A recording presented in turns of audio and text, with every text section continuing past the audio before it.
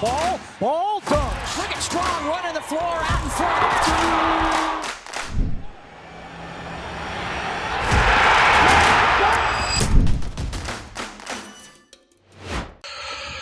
Man, I usually have a pretty pithy intro today, but I think I just saw the greatest shot in program history, maybe outside of winning national championships, the biggest win in program history. I can't even process what I just saw. Hurley, Manny, and I were talking before we jumped on here. I don't even know where to start on this. Just an incredible scene from Washington, D.C. as the UConn Huskies move on to the Final Four, completing a 19-point comeback against Duke. Braylon Mullins hitting just an absolute circus three to win the game. And I feel like my brain has calcified the last hour and a half.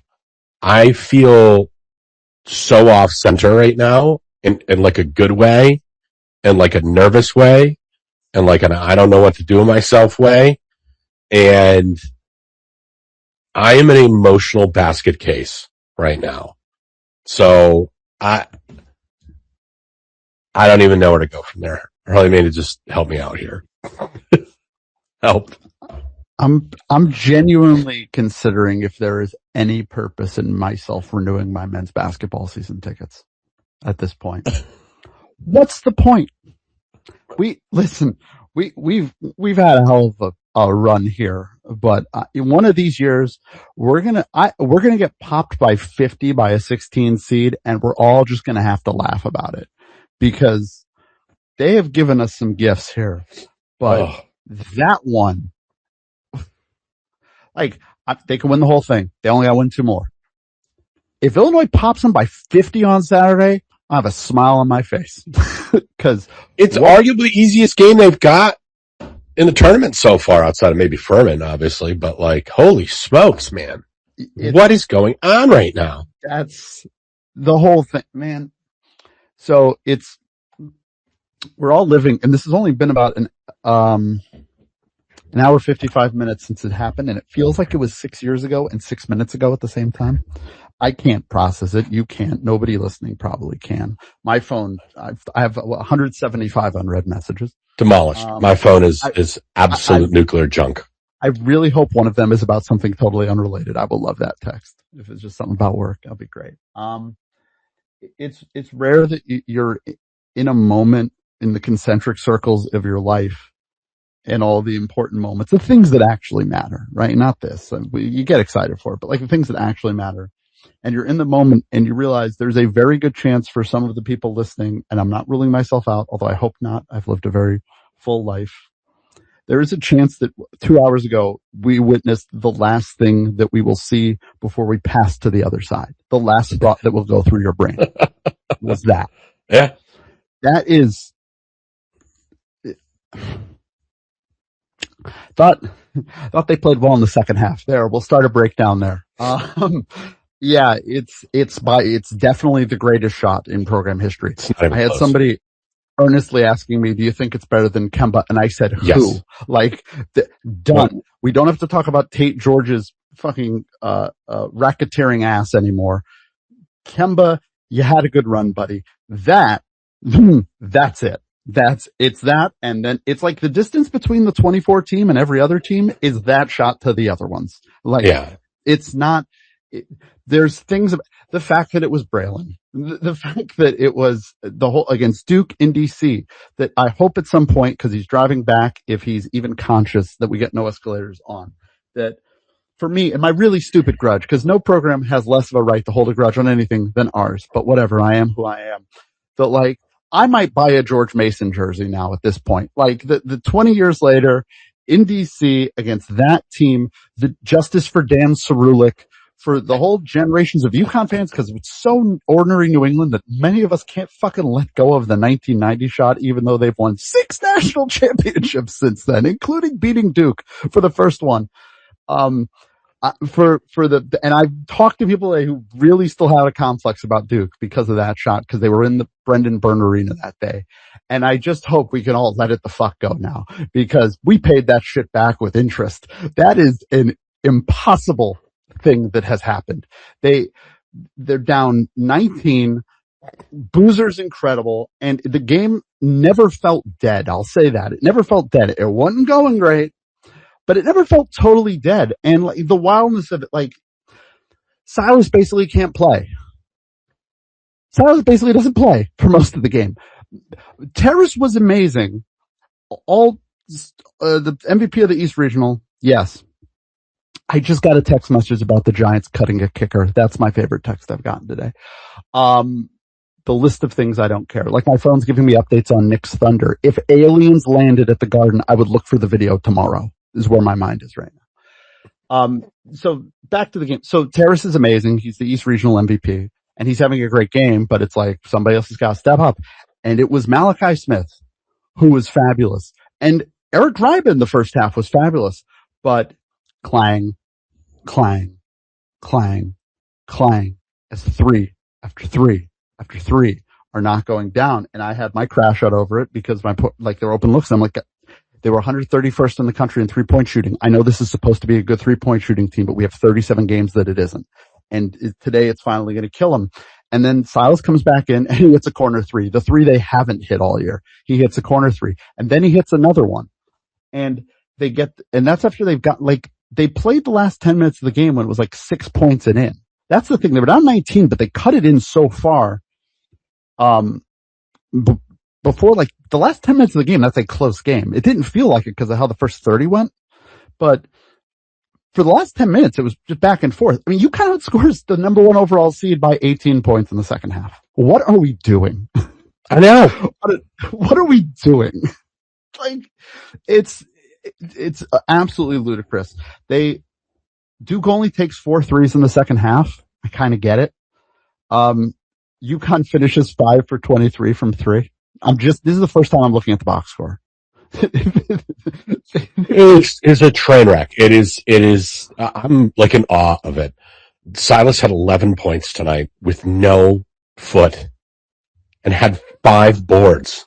He had 9 points, 2 rebounds in 13 minutes and no turnovers in the second half alone. I got to bring up Mally's incredible. 17 minutes, a plus 10, 2 assists, no turnovers.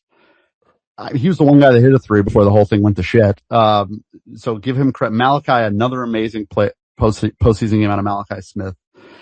Alex plays 38 minutes and it's bad. It's bad. It's bad. It's up when it matters. It's up when it matters. And nobody was worse though. Nobody was worse than Braylon Mullins. And lo and fucking behold, so they get it down and Silas gets fouled, misses the first free throw, and I'm thinking, this is my weird complex with the guards aren't really great free throw shooters. That's always my concern.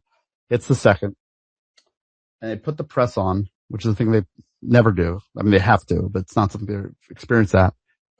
And I'm sitting there, and here's how we're going to do the show. It's just going to be, I want everybody to give me their experience of the last 10 seconds. That's all I want to know, is everybody's that we bring in. Yeah. They put the press on, and they can't force the turnover. And I'm thinking the season's going to end because they can't get a foul. The team that's fouled everybody to death can't get a foul. And then they force it. Yeah. And Alex gives the ball up. And I'm like, I don't know. But he hits Braylon Mullins. And listen, it's what they shoot in practice. It's rhythm 35 to 40 footers. Yep. And Alex's quote, one of the few I've watched no post-game stuff. I've been trying to be a good parent, clean up all the dishes, come in from running outside the house, do bath night with my daughter. And it's a rhythm 3, and he hits dead pure. The guy who couldn't hit water if he fell out of a boat hits the greatest shot in the history of the program. And I'll give you mine. Hot balls. I've tweeted it. High-pitched yell to the other side of my house, pushed off of the wall, back to where the TV was to watch for like a half second, then back there because I'm like, oh, there's a door, and just out, gone, just run down the street, gone, screaming. Full speed, 6.5 miles an hour, full distance, 130 feet, maybe 140. I fell down on my neighbor's lawn. I just like collapsed onto the lawn.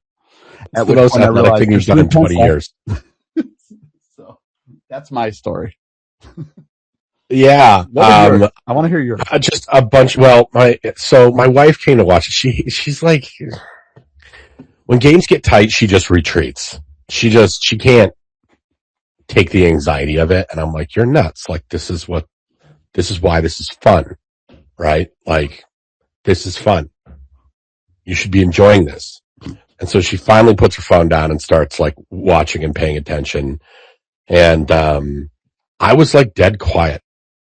She made like 3 or 4, like I didn't say anything for the entirety of the game. She's like, I've never heard you this quiet in my entire life.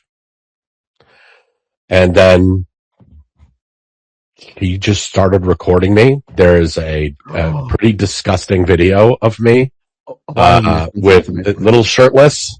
I need this Perhaps. video. I need this video. No, nobody needs this video. This video needs to be burned and never shared with the pitch on the streaks that came out of my body. Very unusual for a person with my I'm a very bassy voice. I didn't know I could go that high. I was very soprano. Yeah. Just running around. I don't think I sat down for the next 30 minutes. Just pacing. I'm so off center right now, dude. Like, I don't even. This is the worst show we'll ever do, and I don't care. I'm so off kilter. Like, I can't focus on anything. I can't even focus on like watching the shot again. I'm like just all over social media scrolling. I fucking put the mouse down and I'm at my computer. I'm at my desk and I have 2 computers going right now. And I put the mouse down for one, picked my phone up and instantly started scrolling on the same website that is up on not one, but 2 of my computers right now. Like, my attention span is obliterated. I can't think about anything. Like, I just tried to like focus on maybe booking plane tickets and travel stuff to Indianapolis, and I can't focus on that. Like, yeah, now I don't think I've ever had this feeling after a sporting event. I swear to God, I've never had a feeling like this after a sporting event. I can't even describe it other than that. My attempt at describing it. I do not rattle easily. I'm incompetent. I am incapable of doing anything useful right now. See what happens when we play early games? And the problem. And it's so nuts. Like, people are like, oh, it's 2 spaces. I'm like, I need at least 2 hours to put and I'm not even close to back together right now. No, I'm not going to think about Illinois till about 6:25 on Saturday. That's so beyond my realm of comprehension right now.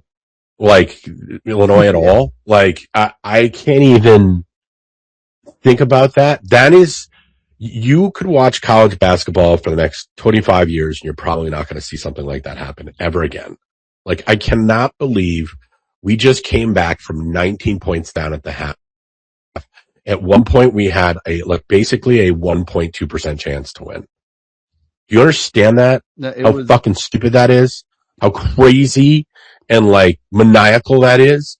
And they came back against the number 1 seed in the NCAA tournament, Duke, the team that is buzzer beated us, and I think it was almost, is it to the day? I'm pretty sure it's to like the day. Oh God, it might have been. I'll check. God, don't make me pull up that box score again. By the way, funniest thing about the 1991, because now we can laugh about it, was that Bobby Hurley was 0 for 9 in that game. I learned that when I pulled up the box score. Yeah, and so March and then to do it in DC, 1990. So it was 5. It was 5 days ago. 5 days, a bunch of years. But still, like, to watch that, and then for it to happen in DC, which has just been, as you know, my complex, a horror pit for us in the tournament, and just all of it. And then, like, we did everything that you could possibly do that we do bad. We did today, yes, with the exception of turning the ball over. With one exception, and it's the most amazing statistic. UConn only had 5 turnovers. Duke only had 13. UConn scored 20 points off of turnovers against Duke. I know. What? And What we are we doing? won the fucking basketball game. Why does anybody watch this sport? In Discord, we were full blown, like, putting the roster together for next year. Yep. Yeah. 10 minutes into the first half. I mean, just like, I wonder what we're going to do here and there. And like, I mean, they came out in the first half and blew our doors off so bad that I was like, I wasn't even upset. I wasn't even that sad about impressed. it. I was like, yep. I was like, the best team. You know, we're 1 for 14 from 3. Like, Terrace is a little foul trouble. This is what should happen. There was nothing about that first half that was remotely unusual. Everything that should have happened did. And like, it just was what it was. And I wasn't upset about it. I had a feeling that might happen. I was past this game already, and we were still in the middle of it. I was moved on. And I wasn't that upset about it. It's crazy. I like wasn't sitting here going, like, I wasn't. I was like, fuck, we can't throw water in the ocean right now. It is what it is, right? And so like mentally, I like unplugged from the game, like completely. And even when they started to chip away in the second half, I'm like, yeah, you know, I bet you we'll get it to like 5, 7, end up losing by like 8, 7. And then it just didn't happen. And we did it not making a ton of threes. Like that, do you realize they basically Zach Edey'd us in the first half, by the way. Yes. They were just content to let Terrace do whatever, and they were just going to blow our 3-point shooters off the line, period. And create the math problem. Revisit your Terrace Reed thoughts one more time. And not only did they do it to perfection, they were up 19 points. Like, they executed as well in that first half as we did in the national title game against Purdue. Like, and we had a math like, we solved the math problem by dorking the math. Like, we did it by chipping away with 2s. Which is crazy. This is a victory for 1985 tonight. And then Braylon couldn't hit the floor if he threw a brick at it tonight, and hits a fucking 3. But of course, you know, the usual stuff, like Alex hits a big 3, and then he hit that 3, and I was like, son of a bitch, I think we're going to win. Yeah, it was like, this is what it looks like. That 3, I'm like, uh-oh. I'm like, we're going to win this fucking basketball game. Yeah. And like, how, but get on this if you want to live. And dude, when Silas misses the first free throw, I was in the, I don't know. You know what though? I was like so chill on that last 10 seconds. Like, I'm not even kidding. I was dead silent. I didn't move. I was like, just not worried. I was like, it's plenty of time. Yeah. My wife, who's actually very smart, she said she asked, the best part for me was I actually got to watch that with my wife and my child and my mother, which was awesome. We all got to share that until I left the house. I came back, and at halftime, by the way, we did dinner at halftime, and I was just sitting there like I was on death row, just slowly eating dinner. And my mom and my wife are like talking to me, and like, I think a second half. I'm like, yeah, it might be a bad thing. And, you know, I sulk in there to watch the start of the second half, and it looks okay. And then we all, you know, watch the second half. But my wife was wondering if they should intentionally miss the second to get the rebound. I was like, no, there's too much time left. And yeah. So I'm going to go out of order here. No Escalators has requested to speak. He was in the building. He had the conflict about going to that game against that team. I think we need to start with him because I need to make sure he's alive. I see that he tweeted the photo, which is amazing. I don't know if he's alive though. That could be AI. There's a lot of people that need proof of life, after tonight. I'm telling you, man, I haven't had that much fun scrolling a timeline ever. I haven't even started yet. I can't wait. I've just scrolled Discord back to 7:20, and I'm going to read 4,000 messages at 3:40 in the morning. I can't wait. It made me so happy. It just made me so happy. Like everybody was on film too. This was, I don't know. Mm-hmm. I've never experienced anything like this. I just haven't. Just when I think I've kind of seen it all in college basketball. With this program. These fucking goofy bastards find another way to introduce us to something more fucked up than we and ever knew. I'll give our friend Jake Fenner credit, the Mr. Viral today. We found a way to beat both God and the devil today. Shout out to the women's team. Their reaction to it was amazing. But yeah, let's do you do the Wiener Weiner read, and then let's bring No Escalators in, and let's all just talk through this. Yeah, I've got, by the way, we have a gazillion requests, guys. I promise I'm going to slog through all of you. Just be patient with me here. All right. Hot dog. I can't believe that just fucking happened. The good folks, Martin Rolsos, probably can't either, but they'll be here to help keep you fueled so you can keep foot on gas throughout the year. Hot dogs, kielbasa, sausages, deli meats, you name it. Not only can you grab what you need for the big game at their retail store at 45 Grove Street in New Britain, they'll even bring the meats to you and ship them across the country. That's Martin Rolsos, the official sponsor of the Connecticut Basketball Spaces Wiener Weiner Line. And folks, it's time to get to the meat of tonight's show. And by that, we mean the Martin Rolsos Wiener Weiner Line. We'll be taking calls, check-ins, for the next hour. The second most upset sponsor in the state, by the way. Pray for Jordan's Furniture. Jordan's Furniture. I hope you got insurance, guys. I know Hopefully. Yeah. All right. Going to bring No Escalators in. Who is there? Are you alive? Where is your mental state currently? Just lay it on us. I can't really hear you, bud.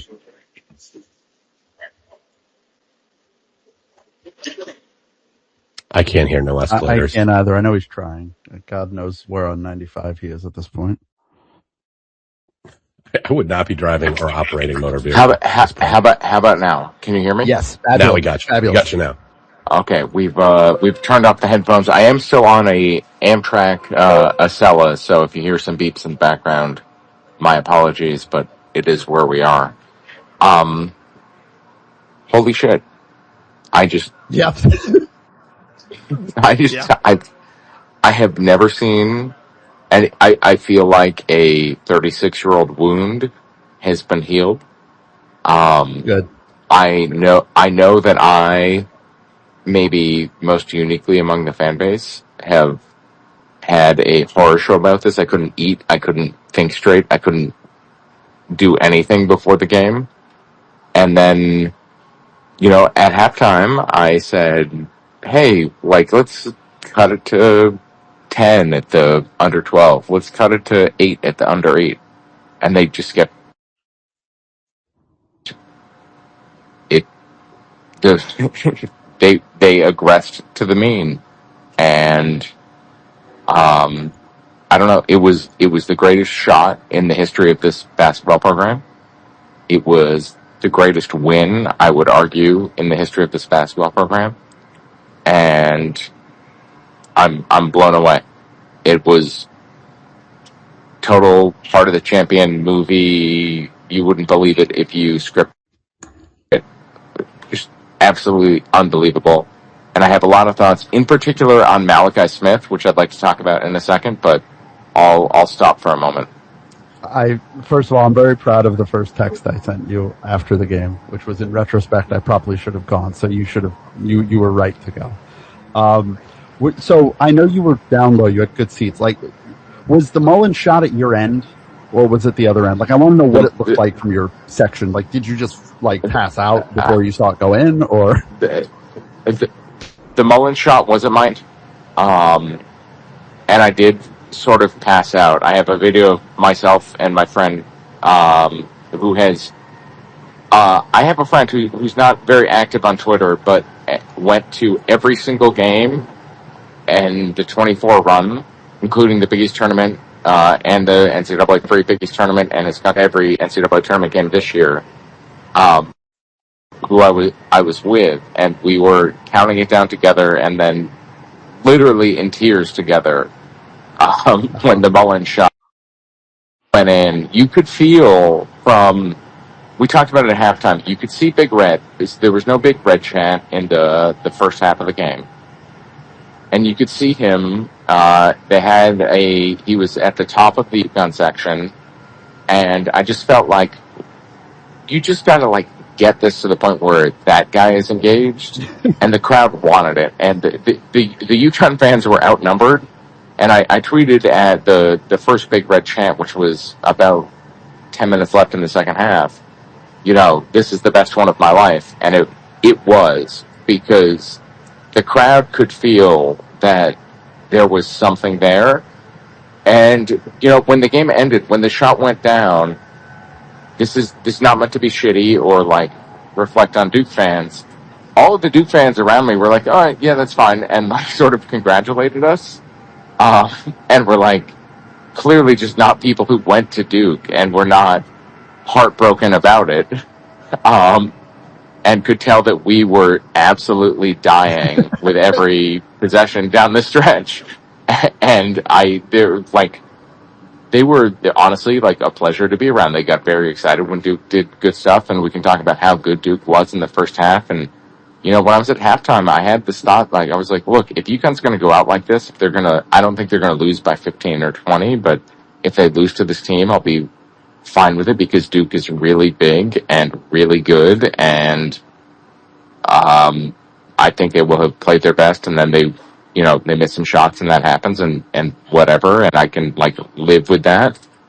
But I think there's still a path here, and then the path kept opening and opening, and it's a remarkable experience to look at your buddy and say, hey, it feels like Terrace doesn't miss anymore, or hey, I just know Alex is going to do one thing before this is over, or hey, Braylon's got it in him, and then boom, you see how crazy is it to hit the best shot in the history of this school with the shots we talk about on March 29th, a very special day in the history of this program. I think it is the best win in school history. I think it's the best shot in school history. Obviously, there have been national championships, and those are incredible. If you wanted to put another win against this, it's the 99 championship win, and those are the two in the conversation. But what a fucking day, and to be there, and to see it, and to feel it, and I personally have had a bugaboo about the Elite Eight since I was born, more or less. And to see it happen, I can't imagine anything better than today.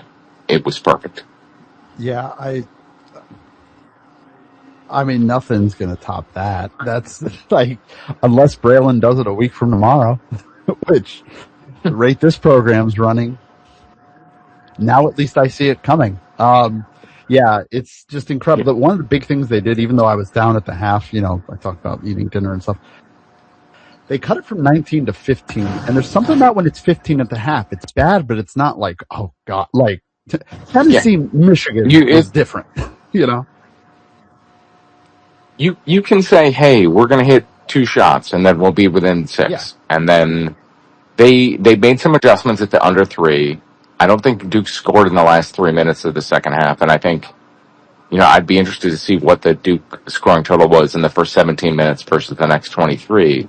I'll see if I can get that for you. The defense turned up. This will be my Malachi moment. It was obvious that Silas could not go as much as he would go in a normal situation.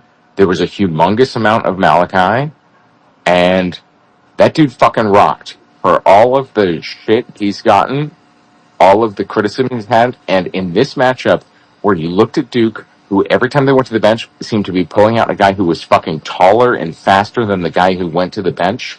It was like facing the Monstars, and Malachi just made it work. Absolute hero shit. He is, to me, Braylon's shot is going to live forever. We will see it for literally the rest of our lives. Alex hit the huge 3 right before it. Terrace played a monster game. And I don't want it to get lost that Malachi Smith was incredible in every single one of his minutes. And we don't win that game without him. Absolutely incredible. Just all-time stuff. And that was the other part of it. Like, everybody Duke brought in off the bench was contributing. Kamenia was great. Ngongba was great, even though he had the foul thing to deal with. Foster was hobbled, but passable. Like, that was part of it in the first half when Duke was rolling like that. I'm like, God, they're all playing great. Like, it's, we can't hit an open shot. And then, but yeah, Malachi just big. And you'll be happy to know Jaden Ross's offensive rating was 218. He played 21 minutes, didn't take a shot, had 3 rebounds and an assist, a steal. He was he was the guy on the inbound pass at the end.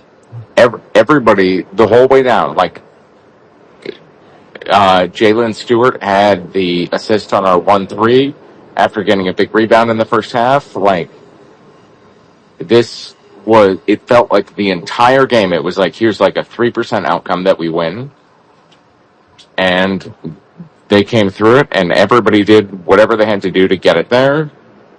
And this was, Basket Under Review had a breakdown of this game ahead of time that basically said you needed a God game from Terrace, and you needed a lot of threes. And we got one of the two. Then they went away from Terrace a little bit. Duke adjusted and took that away. The threes did not come till the end. And it just felt like, this is not going to be it. And I was, if UConn had lost this game by 4 points or whatever, I would have said then, they went out on their back in the wrestling sense. They totally gave it their all. The shots didn't fall, and that is the variance game, and I would have been at peace with it. I wouldn't have been happy, but I would have been able to live with it, especially after they cut the lead from the first half. But they fucking had it. And I, maybe more than anybody, don't believe in like sort of, there's like a championship spirit that carries you through, and there's like a special magic to winning games like this. And then I'm really questioning myself tonight because it really felt like there was. And I cannot, the brilliance shot is going to live forever. Alex's 3 near the end, I wanted that so bad for him. As we came down the wire in the last 10 minutes, I was rooting equally for UConn to get close and for Alex to just put a few points on the board, because if that was his last 10 minutes, I didn't want him to go out as feeling like he was anything less than he is. Not that he would have been, but I wanted him to be able to look at the scoreboard and say, I did it. And then now, you know what? He's going to 3 Final Fours in 4 years. What a fucking career. What a privilege it has been to watch him. What a privilege it has been to root for this team. This does not happen, We are very, very lucky, and I'm still trying to soak in what happened tonight, because it takes away all of the pain from everything before 1999. This is like, I think if you look at NCAA tournament shots, I don't think you're going to unseat the lightness shot against Kentucky. This is number 2. I don't think that there's a question. I think this is number 2. I think it's a clear number 2. I think when you had the circumstances, if one didn't happen 30 years before the other, you would have a real debate over which was actually number 1. And it's ours now. We have this. This will live forever. Congratulations to Braylon. Congratulations to us. This will live forever. Yeah, like the one shot, because of an old head, that it's from 81, is the U.S. Reed shot when Arkansas knocked out Louisville from 65 feet. But that was in the second round. Like, it's sorry, that I don't get the shit. That doesn't matter. No, that doesn't count. It's not in the conversation. And I was in the building, so I'm gonna say this is the best shot of all time. But he hit a shot from 38 feet to go to the Final Four with 0.3 seconds left. That shot will live forever. Yeah, I mean, it's a top It's definitely a top 3 or 4 NCAA tournament shot ever. Obviously, I think Jenkins is up there. Leitner's buzzer beater against Kentucky. I mean, this is right in there. Yeah, I mean, it's that. Yeah, those are the three. Those are the three you could have, and I guess I forgot about Jenkins, so maybe this is number 3. But this is it. You will see that for the rest of your life. That will be, the starring moment forever. He is in forever in, I don't know, whatever, basketball Valhalla. He's made it, and that shot will be there. And this thing will curse them. And if, by the way, if John Shire takes the Chicago Bulls job in 2 weeks, we will have an extra funny time. Yes. Yes, we will. But this is, look, I was on this space on Friday night. People know about my general mental complex. The people who were around me in person tonight saw me totally break down before the game because, and you were texting me, Hurley Mania, because I physically cannot handle the Elite Eight, and it feels like it's all gone. It was like you were stabbed with a cursed dagger, and the curse is lifted. Yeah, I hope. I truly hope for you that you can. I'm doing at the end of Super Bowl 31 when the guy lifts the monkey off Steve Young's back. That's me to you right now. You can let it go. It's fine. There's no Elite Eight game you're gonna have to live through that'll be like that. There's nothing to do anymore. You had.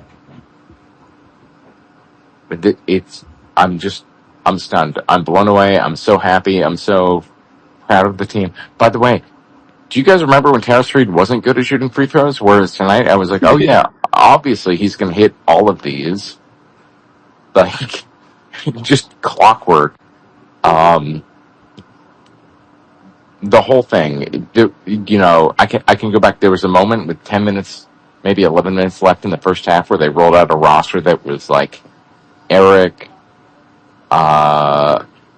Malachi, Solo.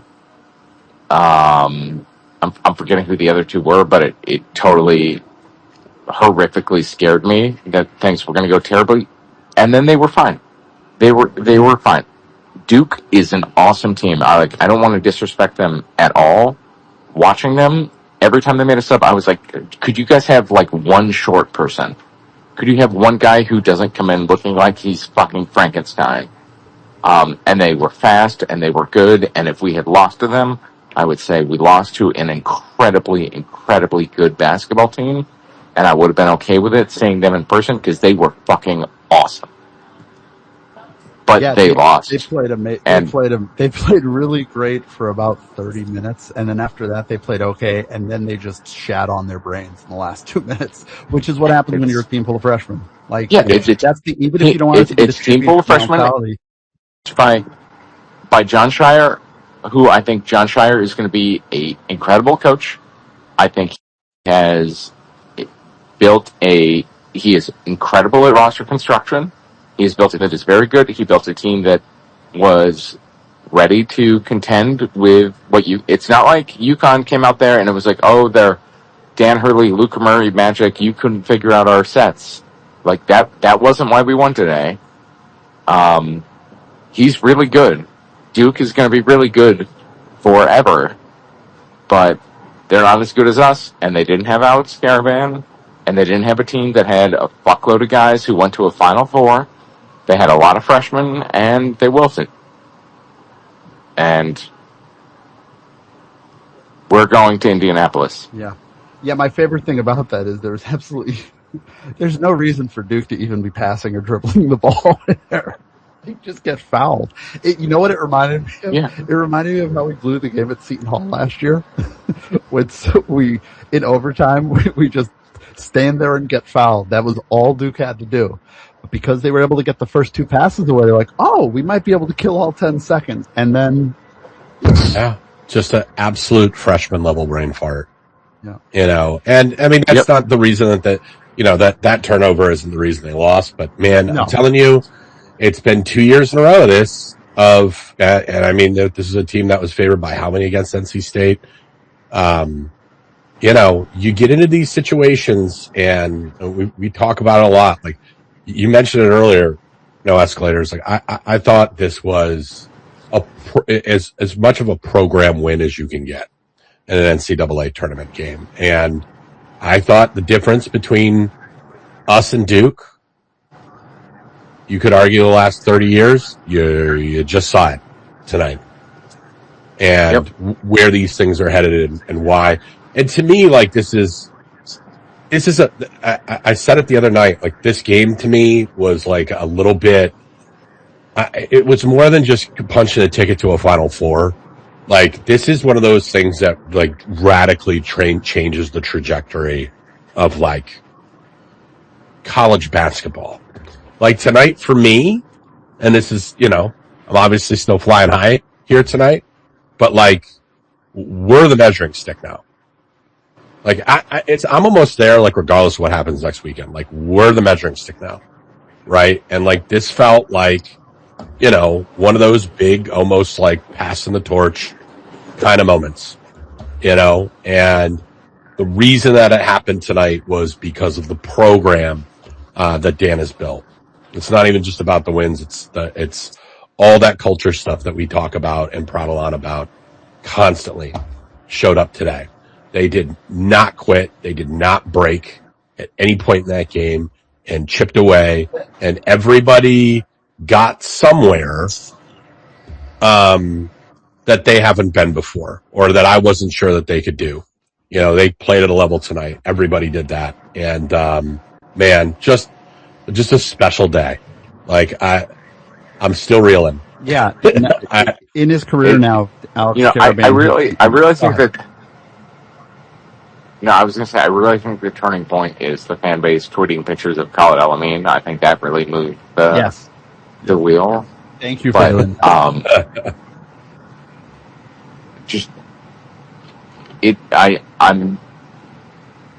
This is, if you, we didn't celebrate it because we have been focused on national championships.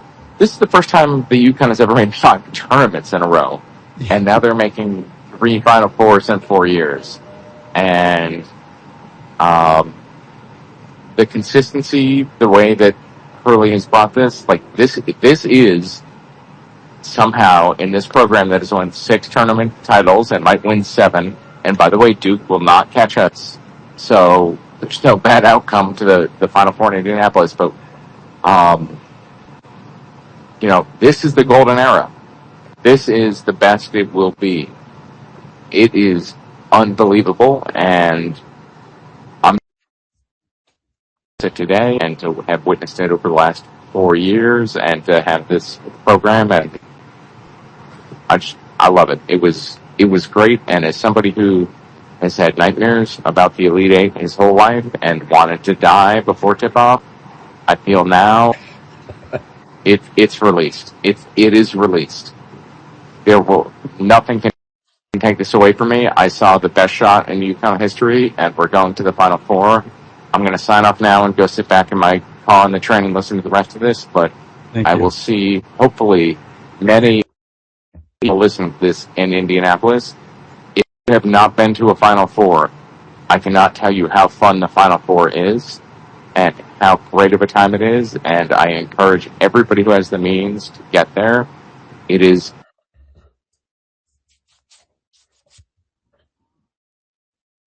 I think Casella finally did him in.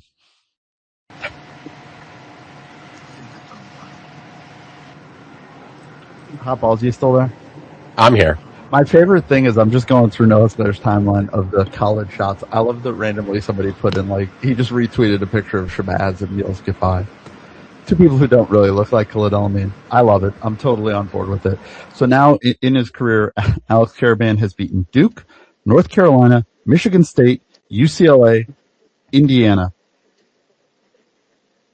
Let's call Kentucky, see if they want to play in June or something. Like, let's see what they're up to.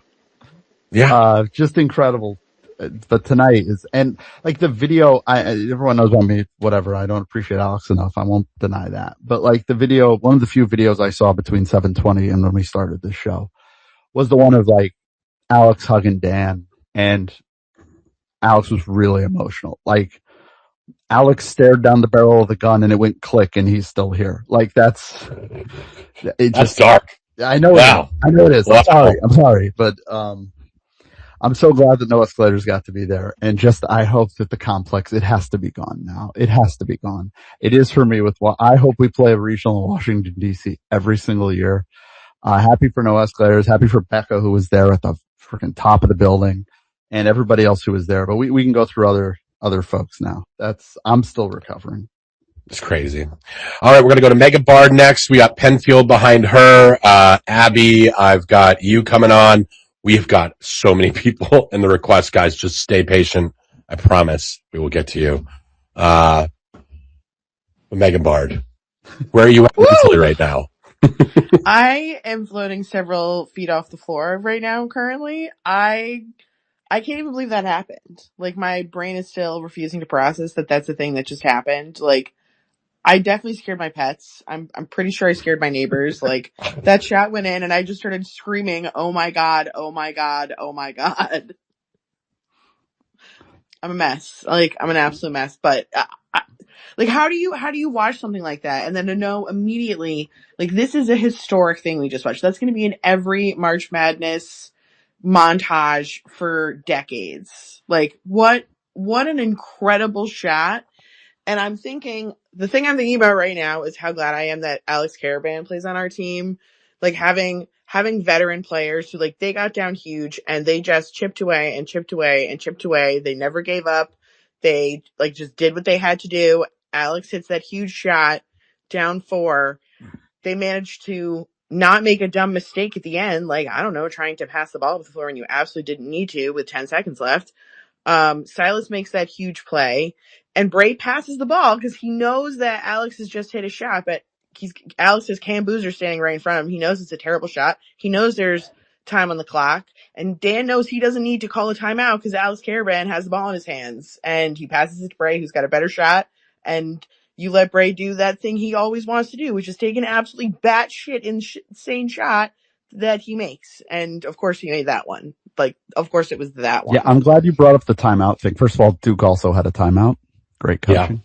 Second of all, Pitty, who's great, he was like, "Yeah, I was yelling UConn should call timeout." Fuck no. No. The game has just gone completely insane. Let's ride the lightning. Let's see how far down the rabbit hole this goes. No, you don't call it timeout. And honestly, shout to Jay Ross, who was racing around the court, just absolutely forcing those passes. Like, everybody did what they were supposed to do because Dan Hurley is a better coach than John Shire. If I'm John Shire, I go take that Bulls job, buddy. You're not going to like what you see every March. And I think he's a good coach. Dan lapped him. I think he's a good coach, but like, smoked him tonight. Completely smoked him from the point at which it stopped being about his talent getting them up 19.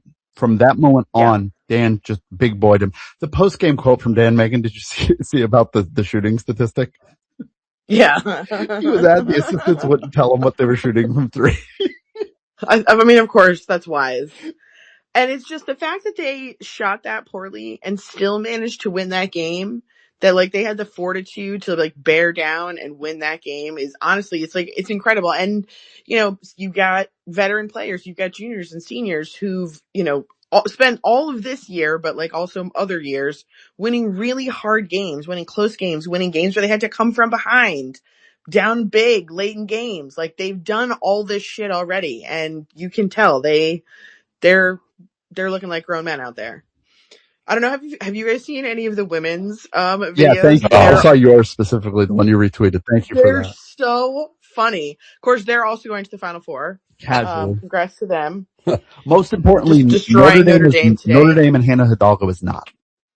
Ugh, Hannah Hidalgo is such a foul merchant. I just like throwing herself at people and praying for a foul. I can't stand it. Yeah, but she's a terrible human being, though. So standard. The worst. But yeah, so we sent them to hell. And then we destroyed Duke. The heathen public school took out God and the devil. Yes, in the same day. Just another Sunday. Oh my God. Yeah, shouts to the women, man. They battled through it today and then slapped them around. They get Blanca. Yeah, Blanca's incredible. She's, I mean, it's a Unbelievable. joke that now they have her too. She was amazing. It's crazy. And then It's crazy. the thing that happens, we're blessed. I've thought about this, Megan, and it sounds conspiracy theory. I know this isn't how the world works, but this is kind of how I perceive of it. The last 4 years have been like as if the sports gods, here was the deal. You will pursue major football and riches that you would like to have and greater conferences. And despite all of the merit and everything you've done, you will never be allowed to get there. No matter how hard you try or how much you win, they will not let you at the table. But in exchange, I will give you riches in another realm, the likes of which you cannot even conceive. That's what this feels like. That's what this whole thing feels like. We just have to stay pure of heart and true to our basketball roots, and then everything's fine. Like we have to just beat God on Sunday. on Sunday. Well, listen, we gotta stick with our pagan roots. You know, the witches are on our side. I feel like we just gotta lean into it at this point. Yeah, I can't even believe that fucking happened today. I'm sorry. I'm like, dude, I am a disaster right now. An absolutely dysfunctional disaster. How many times have you watched the video? Because a million. Well, like you watched the national call of it. You watched the UConn. And I don't love Crispino. Crispino did a great job. And Wayne Norman, who's seen everything, is just calm as a cucumber, right? And like every new angle I get, I'm like just devouring them. I must watch all of them 1,000 times and then 1,000 more again. Megan, I can't believe we're doing the earliest space we've done in 3 months, and I'm still going to bed at 4 a.m. This is like no chance. Who could sleep? Who could ever sleep again? I can't believe I have to wait all week for basketball. I'm not well. I'm not okay. I'm never going to be okay again. I have to work tomorrow. Like, I have to function, and then I got to somehow plan to go to Indianapolis. I got so much shit I got to do. Mm-hmm. There's a lot going on, man. We got a lot. We got a lot. Through a lot of shit, people. All right, we're going through a lot of shit. Oh. You know what? You just asked me, like, hey, how many times have you watched the thing? Honestly, not a lot, because I can't even concentrate on that right now. Like, I am a fucking disaster. I don't think I've been like this. I feel so stupid going to Indianapolis on Thursday now. Like, I just feel like an idiot. Like, I'm like, what are you doing? Why are you doing this? You shouldn't do that. Like, but I have to. Yes. But I don't know. I'm a mess. We really are, by the way. We now get to actually do the thing we joked about. We get to be the NC State fans there. This is going to be so funny. Wandering the concourse during the Illinois game going, hope everyone's having a great time. Fancy seeing you guys here. Arizona. Arizona and Michigan just throwing fucking chainsaws at one another in the other semifinal. And here we roll up in the first one. Hey, I mean, we beat Illinois once. No reason we can't do it again. Illinois once, and we might get to see it. Maybe we get to see what Arizona looks like with Terrace Reed, who now looks like fucking Kareem, by the way. I would like to see it. Terrace has been so incredible. Like, through this tournament, just the most unbelievable performance, which means Hot Ball has to eat some shit. Yeah. But yeah, the way he's been playing through all of this, you know, even when they're doubling him, like he's passing better than he's ever passed before. Like the pass to the first three they got out of Silas, good Lord. Oh my God. It's like everyone that looked like a turnover. Found something inside themselves. Like I do believe there are people who have an ability when it's time to win the fucking game, who have an ability to like dig deep inside themselves and find something else, find something more to get there first, to want it more, to be a little bit fucking tougher. Cause I saw Diana Taurasi play basketball. I know this is true. Megan, the reason I agree with you is because fucking you give me the explanation for this then, if it's not that. Sometimes you're just the bigger dogs. Our dogs were bigger today. Yeah. Terrace, 26 points. 9 rebounds. Unbelievable. 4 blocks in 32 minutes. Are you and a couple steals? I know I get a lot of shit on the Terrace thing, so I'll absolutely eat it. But like, I will also say this. But I will also say this. I don't think I've ever seen a player at UConn go from how Terrace was playing 2 weeks ago to this. I This don't know, is, man. no, this is like preposterous what he's doing in this tournament. My I don't think we've brain. talked about that enough. Like, this might be like an all-time tournament performance from a player. Yes, It really is. I mean, absolutely. he Yes. single-handedly kept us in the game today. Single-handedly. And the other incredible thing in the second half, his post passing was, our passing in the paint today was fucking outrageous. Mm-hmm. The skip pass to Silas in the corner is fucking absurd. Outrageous. I've never seen him going on the wall. Like, he's gonna get walled in 10 days if this keeps up. I mean, this is crazy. Like, I've never seen a guy go from being like just a pretty good player, which is what he's been with, the ability to have, an out of his mind night here and there, to like something that's so far beyond his out of his mind nights, like in a row in a tournament ever. Yeah. Yeah. I mean, he just absolutely body bagged Caden Boozer tonight, by the way. He outdid Boozer tonight. At 26 points. I think Boozer ended up with 27, but beat him up on the glass. Boozer's really good. He's unreal. He's really good. Yeah, Boozer's awesome. But this is what it's been in the tournament. 31 points, 10 points, 20 points, 26 points. 27 rebounds, 13 rebounds. He is at right now, it's at 52 rebounds. I think we're looking at, it's close to 50. Or I can't count. No, he's over 50. It's at 54 rebounds, I think. It's crazy how good he's played in the tournament. I didn't think he had anywhere close to this, even if you had painted best case scenario. But, I also think the hidden star in all of this, and I'm glad no escalators brought it up, but Malachi Smith, man. Oh, he's been nails. He's been absolute nails. Absolute nails. These guys all stepped up, man. It is what it is. We were really making some of our comebacks when Mally and Jay Ross were on the court. They were really upping the defensive intensity when they were on the court. Just a tremendous effort from our bench guys. Yeah, and by the way, a masterful job by Dan to go the offense-defense subs with Solo and Jade down the stretch too. Yep, with all the stoppages, actually helped UConn. Alex Braylon and Solo finished 2 of 16 from 3. It's a fun sport. It's a really fun. How did we win that game? What the fuck? I know. Yeah. They were 1 for 1 from 40 feet. So, I can't believe that went in. I can't believe we were in, after everything that did not go right, that they were in the position to take that shot to win the game. And that after not making any of their threes for 37 minutes, then that one goes in. Have you looked at the Ken Palm win probability chart? Oh my God, yes. I can't, my brain cannot process this information. It's too much for me. The thing that made it all possible was the fact that with 10 minutes to go, it's 58-51. So as bad as the start's gone, it's a 7-point game with 10 to go. It's gone bad, but the fact that it was 19 with a minute to go in the first half, but only 15 at the half, the fact that they plugged away in the second half, and it was just going to be a matter of, can they finally hit a 3? But also, can they get stopped? Duke ran wonderful stuff on offense. They were running incredible stuff, and I was like, man, tip your cap. And all their bench contributors were good, and Cameron Boozer looked great, but Terrace also looked great.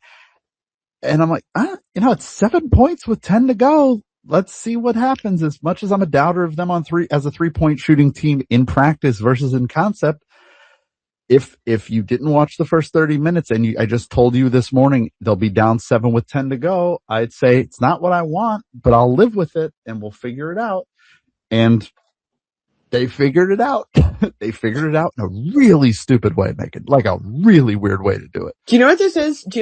This is the movie trope where the bad guy thinks he sent the good guy down the cliff, but the good guy secretly has grabbed hold of a root and is painstakingly climbing up the cliff to come back and kill the bad guy at the end. That's what this game was. That's what happened tonight.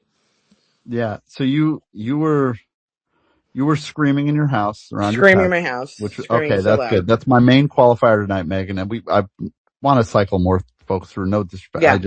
Everybody wants to talk about this weird shit. Let everybody have their turn. We all need to celebrate.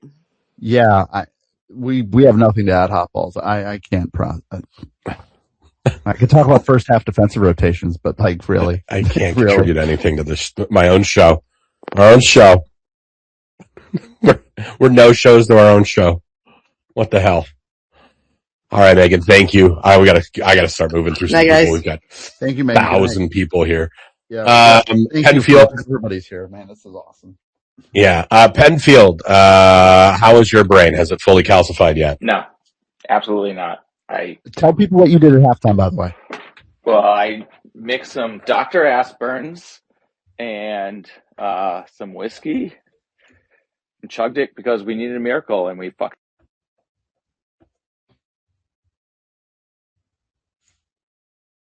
Do we lose him? I hope not. Maybe that drink finally killed him. Might have lost him. Penfield's gone. Rest in peace forever. We'll come back to him here in a little bit. Who else do we have in my mention? Is Abby there? What's going on with her? I mean, Abby's probably dead. No, Abby's not there anymore. Okay, I'm going to bring some people in. We're going to go to Husky Hops next here, and then we got Annie, and then I'm going to try to come back to Penfield, and we'll get him rolling once he's reconnected. But Annie, what do you got for us? Hey, guys. Eddie, how's it going? I'm glad you're alive. Well, it's funny. Before I start, Hurley Mania, I called my brother after the game, who you met, and I said, I think he's like, can you double check that Hurley Mania is alive? And I was like, I have not heard from him in like over an hour. I'm unsure. And yeah, I think during the game, like in the first half, like at least in the chat, a lot of people are talking about like the reverse Zach Edey, right? And in my head, and I don't know as much as like you guys do, but in my head, I'm like, then we're good because we did that, right? Like in my head, it's like we know what they're doing. And in that Purdue game, like I remember vividly at halftime, people being like, are we going to have the balls to stick with this? Because it was a close game at half. Or are we going to flip-flop, right? And then when you change everything at halftime, that throws your confidence out, right? When the coach has a game plan for a day and a half, and then at halftime they go to plan B when you're up. So in my head, like I thought because they were copying us, I sort of thought we had them the whole time. And we were shooting so bad that's like at some point, like the twos, you can't trade twos with threes, but you can trade twos with a couple of zeros and sort of like slowly chip away. And then like once it gets down to the wire, there's no doubt that they're going to fuck up. I had no doubt in my mind they were going to fuck up. Like we have our team is full of champions. And Alex Cariban he was shooting air balls in the first half. Like the mental toughness to go from shooting air balls he's never shot probably in his life. And then to hit a massive shot, it was just I guess like I was more present than like just like wow of the moment because I was feeling good the entire time at halftime, and I'll have the screenshot forever. But at halftime, I was like, I still think we're good. Is that like the dudes are tough? Like Silas is on no leg and jumping like 40 inches in the air to get a tip at the end of the game. Alex, like if you're like at that point, Alex has the ball. We're down. He's gonna make the right play. So I thought, yeah, just a crazy night. But I was not so much on like it's impossible the whole time because I just didn't think like I thought if it was somewhat close, I didn't think their coaching would. I didn't think they would match up. And like on the video, you see their coach, he's telling them to pass the ball. Like that dude has like if the fans thought what is going on, he was in that space too. He didn't know what the fuck was going on. He didn't know what to do, which is, at that point, we have our coaching staff. I don't know. I was feeling confident that they would, even like we missed a couple of big free throws. Like Solo missed one, Silas missed one, Terrace missed on a 1-and-1. Terrace missed the first at one point with like 2 or 3 minutes left. And it was like, oh man, we are leaving points on the board, but I don't know. I thought that was incredible. And Mullins gets to be immortal. And Dan said after the game, like, that was the pitch to him, right? Is like, you come here and like, this is crazy that it happened, because he was also shooting really, really bad, right? Like the threes weren't like in and out threes. They were like, Alex was very short a lot of the ones. Braylon was all over the place. But yeah, I thought like everyone they were locked in. Like they start moving in a way in the last, like, once they cut it, like Hurley May was saying, once they cut it to like 7 or 8 and they were hanging around there, they just started moving in a way that they were a lot more confident. And I think Terrace is like, yeah, if they win, he's got to be Walt. He was fucking incredible tonight. And at the end, when the boozer was like, he was getting what he wanted. Once they switched Terrace on him for the last like 3 possessions that Duke had. Yes. Thank you for being the first person to provide analysis. It was like everything switched, and Terrace he actually looked like a fucking bear. Like, yeah. He was wide on his stance at the 3-point. He just hit that, like, that was almost, I was like, wow, this is like a moment. Right? And he was and that's the thing in men's basketball. You have like a grown-ass man going against like a younger, super talented dude, and then he forces the sort of like fumble turnover. And I thought, and then maybe they could have done that more if Terrace didn't have 3 fouls for a good amount of the game, but yeah, I thought they were just really fucking tough today. Like, Silas has no business playing at all, and he hits 2 when nobody can hit a 3. No one can even hit the rim at some point. He hits 2 threes, and then all of a sudden there's like a little, just kept us close. And then they sort of go away from the Terrace plan, and I think in our coaching staffs, once they start going away from like the Zach Edey game plan a little bit, and they go at Terrace, I think Dan knows he's fucking got him. I think he knew. But that's just me guessing. But because we did that plan, like, I don't know, like, that's such a weird thing for Duke to have done in my head, is like, you're like, they're gonna recognize right away, and they're gonna know what the downfall was, and they probably know you don't have the balls to stick with it. Because that was like, do you remember what I'm talking about? Like in that Purdue game at halftime, like, are we gonna stick with this? Yeah, no, great story. We actually got that from Tom at the party after the game, and he goes, dude, you have no idea how bad Dan was freaking out in the first half. He goes, it was like wrestling a bear to get him to like stick with the Edey game plan. He was not confident in how things were going in the first half of the game, but they stuck through it and got through it. But I mean, it was just the whole thing in the second half was just a coaching clinic. Chris Steed just put up a really great tweet. I just retweeted it here. He was talking about, countering Duke off-ball switches with cross-screen actions for Reed, chipping away at the lead and getting into the bonus early in the second. The double curl on the need 3 spot worked perfectly.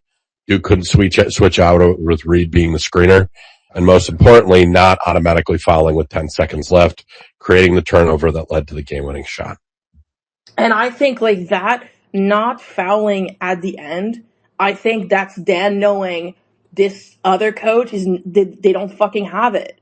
I think he knew he could force a mistake because he knew, you get what I'm talking about? Like, I think Dan knew not to foul because he had, I think, like a hunch, or they knew enough that they were not gonna be perfect under pressure. Because if the roles are reversed, that game is over.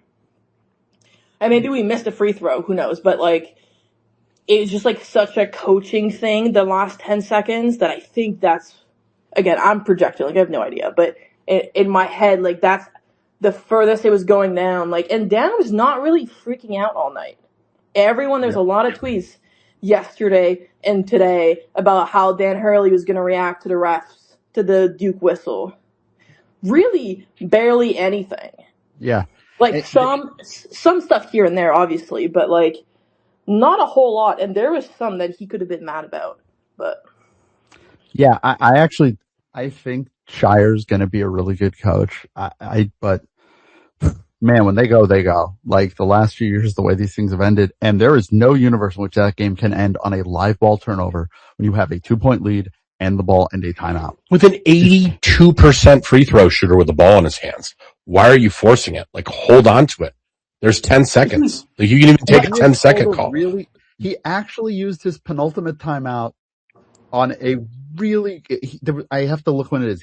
Shire called it was a great use of a timeout for the last one he actually called with, I think, about 2.5 minutes left when they had a little bit of trouble breaking the UConn press. I noted, I was like, oh, that's actually a really good timeout by him. It's good coaching. And then the last 10 seconds just. And like on the video, his reaction video, you can see him gesturing them to pass the ball. That's like, why it's wild to me. Yeah. You know, like you can't do that. You guys have seen the movie like Miracle on Ice, Miracle? right? Miracle? Yeah, the hockey one. Yeah. When the U.S. go up on the Russians, and then the Russians don't pull the goalie, the U.S. coach goes, he doesn't fucking know what to do. Exactly. He doesn't know what to do. Yeah, and by the way, Cameron Boozer in the second half, when they finally matched him up with Terrace in the second half, he had all 3 of his fouls. In the second half, he had 13 points, but he only had 3 rebounds. He had 2 turnovers. I mean, Boozer led them in turnovers. He had 4 turnovers. And in a game where the margins are this fine and the game is completely insane, it's all the difference. And, he was 6 of 8 at the line, and he's a really good free throw shooter, but, it wasn't enough at the end from him, and it's just hard to have a team. And it's not even just Duke. Like, we talked about this with Kentucky under Calipari hot balls. It can't just be all freshmen. Yeah. And if it is freshmen, the instructions have to be crystal clear. Yes. And enough for you to know what to do. Like, expecting your freshmen to beat a press and run out 10 seconds, like, is just, like, such a high-risk decision to make as a coach, compared to just going back. Maybe you hit 1 out of 2 free throws, and then you're up 3, and there's 8 seconds left. Like, right? Like, the odds that he was playing. Anyway, I'm sure people will break down UConn's coaching job in the next few days, and we'll see it on Twitter. But I was never really out on it because the game plan just made me feel good, and I don't know why it made me feel good, but them doing what we did with Edie, I was just like, then they know the downfall of it. They know how to beat it. And Terrace was so incredible. I don't know that we can even put that into words, how great that dude has been. Like a fucking monster. Oh my God, guys. Sorry to interrupt this. Coleman Hawkins just dropped the greatest fucking tweet he's ever tweeted. It's the Vietnam GIF. Here we come. Here comes Freddy Krueger coming right. To be fair, Illinois got boat raced by both of us that year, so by Duke and UConn that year. We'll get to that eventually. Like, Dan's underpaid at $8.5 million a year. That's my real thing. Yeah, and in some ways, like, kind of, I think Luke did the Purdue scout. Yes, he did, and he had the scout tonight as well. They said that yesterday. I'm kind of happy that it's been. I have my feelings about Boston College and going there, but him staying for an extra week, like, maybe we'll never know what happens, like, in timeouts or whatever. But him having done that game plan 2 years ago, and him being here, kind of being on that scout, I think us dealing with this, like, Edie. I'll let other people speak, but I think him staying an extra 2 weeks I'm grateful for that, because, like, God knows if the only way to get the BC job is him leaving right away, maybe he has to leave, and that sucks. And, like, that probably was a huge benefit to us today, is him being there for an extra week or 2. But I hope you both are. Everyone is very happy. I'm very happy, and I will let other people speak. This is the heart. I was tweeting all game. This people are talking about magic. It is magic. It's Jonathan. It is literally magic. So it's not like it's magic, and maybe a little bit of luck, but it is magic, and I think it's Jonathan. Hey, you make Let's your own go. luck. Force the turnover. Roll the fucking wheel. See, we get a chance at least. And Hey. I'm glad you were okay, because I know that you were in a rough state during the women's game, which, by the way, they won by like 20. I was less nervous about this game than the women. The women won by 20, by the way. Yes, I was more nervous during that game than I was during this game. because it was a free shot, and the first half doesn't go great, and then they just fight their way back, and it feels like it's all found money at that point. Like it's, hey, let's see maybe there's something at the end of this. Yeah, it felt like they had a gun at the back of their heads, and at some point you just took the gun and pointed back at them, and they just couldn't. Not everyone can play well with a gun in the back of their heads, and we can. That would be my last word. I got a gun. You got a gun. Everybody's got a gun. Why the fuck doesn't Evans guard the shot? I know. Oh my god! The whole thing's fucking crackerjacks. 10 seconds. So crackerjacks. Like we're gonna go back. I was just like looking into the background shots of everybody's faces to see who was doing what. Like we're going to dissect this for the next 2 weeks, and we're just going to keep finding crazy shit in there. If they win this thing a week from Monday, the space might still be about this game. Like, be our third one shining shit post in 4 years. Warm up the vocal cords. Annie loves that. By like Cam Spencer being there in the front row behind the bench. Just crazy, man. We've got Penfield back. You there, bud? Can you hear me this time? Yes. I got you now. There we go. Excellent. So no, my brain has not fully calcified yet. I don't know that it will until I'm on a plane to Indianapolis. That was literally the most insane thing I've ever seen in my entire life. And yes, at halftime I did down some Dr. Aspirins in bourbon because we needed a fucking miracle. And you have to pay the basketball gods if you want a miracle. But yeah, that entire game I was like managing my own emotions, managing an 8-year-old's emotions. I was going between like the FOMO of not being there to I'm glad I didn't pay $500 to be at that game, just watch it get blown out. And then my kid in tears with 3 minutes left in the game and trying to console him and tell him it's not over. It's never over. And then that fucking happened. I still cannot believe that happened. It's the most insane thing I've ever fucking seen. Yeah. Yeah, I know. I know. Sorry, Petfield. I wish I had more. No, I just wish my wife had filmed me because that would have been, I don't know. I ran into the kitchen, ran back into the living room, screaming. Everyone's screaming. I was wearing a hat during the game. It took me 40 minutes after the game to find where my hat was. The kids have a little tent in the living room, and it somehow ended up inside of that. Just pure pandemonium. I've been watching this team for, 38 years or something, and of all the buzzer beaters and all the big shots I've ever seen, I don't know that there's anything that tops that in my mind. Just the pure, we've lost the game to, holy shit, I can't believe we just won the game. Yeah, well, in the matter of 15 seconds. Hotballs, you were in the Greensboro Coliseum that night in 1998. But it wasn't this. Like, they don't just do a buzzer beater. They do what is at worst the third best buzzer beater in the history of the tournament. Yeah, I mean, it's the biggest shot. I mean, the Sweet 16 thing was crazy. Rip shot was crazy. The step back with Kemba is crazy, but there weren't bigger shots than this shot. This is completing a 19-point comeback against fucking Duke, the number one overall team, number one team in the country, with to the best go player to in the the country. Final Four. to go to the Final Four. And there's along the way just all the what if this had happened, right? There's so many plays that you can look back on and be like, well, what if they called charge on Cam on that play? And what if Silas had made the front end of that of those free throws? Do they foul immediately? Probably, right? Because at that point, then Duke could at most be up by 3, and then you have a shot to tie it. They did foul up 3. They fouled up 3. I was trying to explain. No, I mean, if Silas had made the front end of that free throws, yeah, right, and then hit the second one, then we're only down 1, and we can foul them down 1, and at worst they hit 2 free throws, and we maybe have a shot to tie the game. Right? Do you foul instead of trying to trap them?